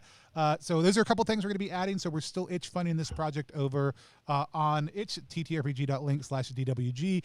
If you enjoyed this, want to help us continue to make that better before we would love to run the Kickstarter with the game fully done, digital completely out, and just saying, hey, we want to make physical copies of this. Pre-order and use Kickstarter as a marketing tool rather than stress about funding with Kickstarter. So that's our goal. We're well on the way to it, so go check it out. It's fully playable right now with a lot of these different pieces in it. Richard, if people want to find you, where should they look for you? They should look for me at Arroo, ARRROO on Twitter, or at Rook Games on Itch. Awesome. And Marcus, if people want to find you, what part of Sweden should they go to? No, I'm just kidding. They should go to Gothenburg, Western Sweden, west coast of Sweden. Yeah. Hit me up. You're more than welcome to stay in my apartment. There we go. And Marcus and I and Richard will be back next week. Looking forward to playing some more and finishing out the mega dungeon that Marcus wrote and that I've been running. Marcus is doing a really good job also of pretending like he doesn't know exactly what's going on. And so I do change up things very mildly to keep Marcus on his toes also. Too. Yeah, you do. And I noticed, and I'm loving everything you changed about it. There was no dice with the golden retriever before this morning. That was such a phenomenal ad though. And so I'm super excited about this. And like I said, love the idea of lore as loot is a very, very cool thing that I think more people should lean into in OSR stuff. Asking for rumors and other stuff like that then influence that buying of the information was that's cool too. Yeah, that you can So I'm looking forward to it. So come back and join us next week for the final episode of Down We Go. Until then, we'll see everybody next time. Bye. Bye-bye.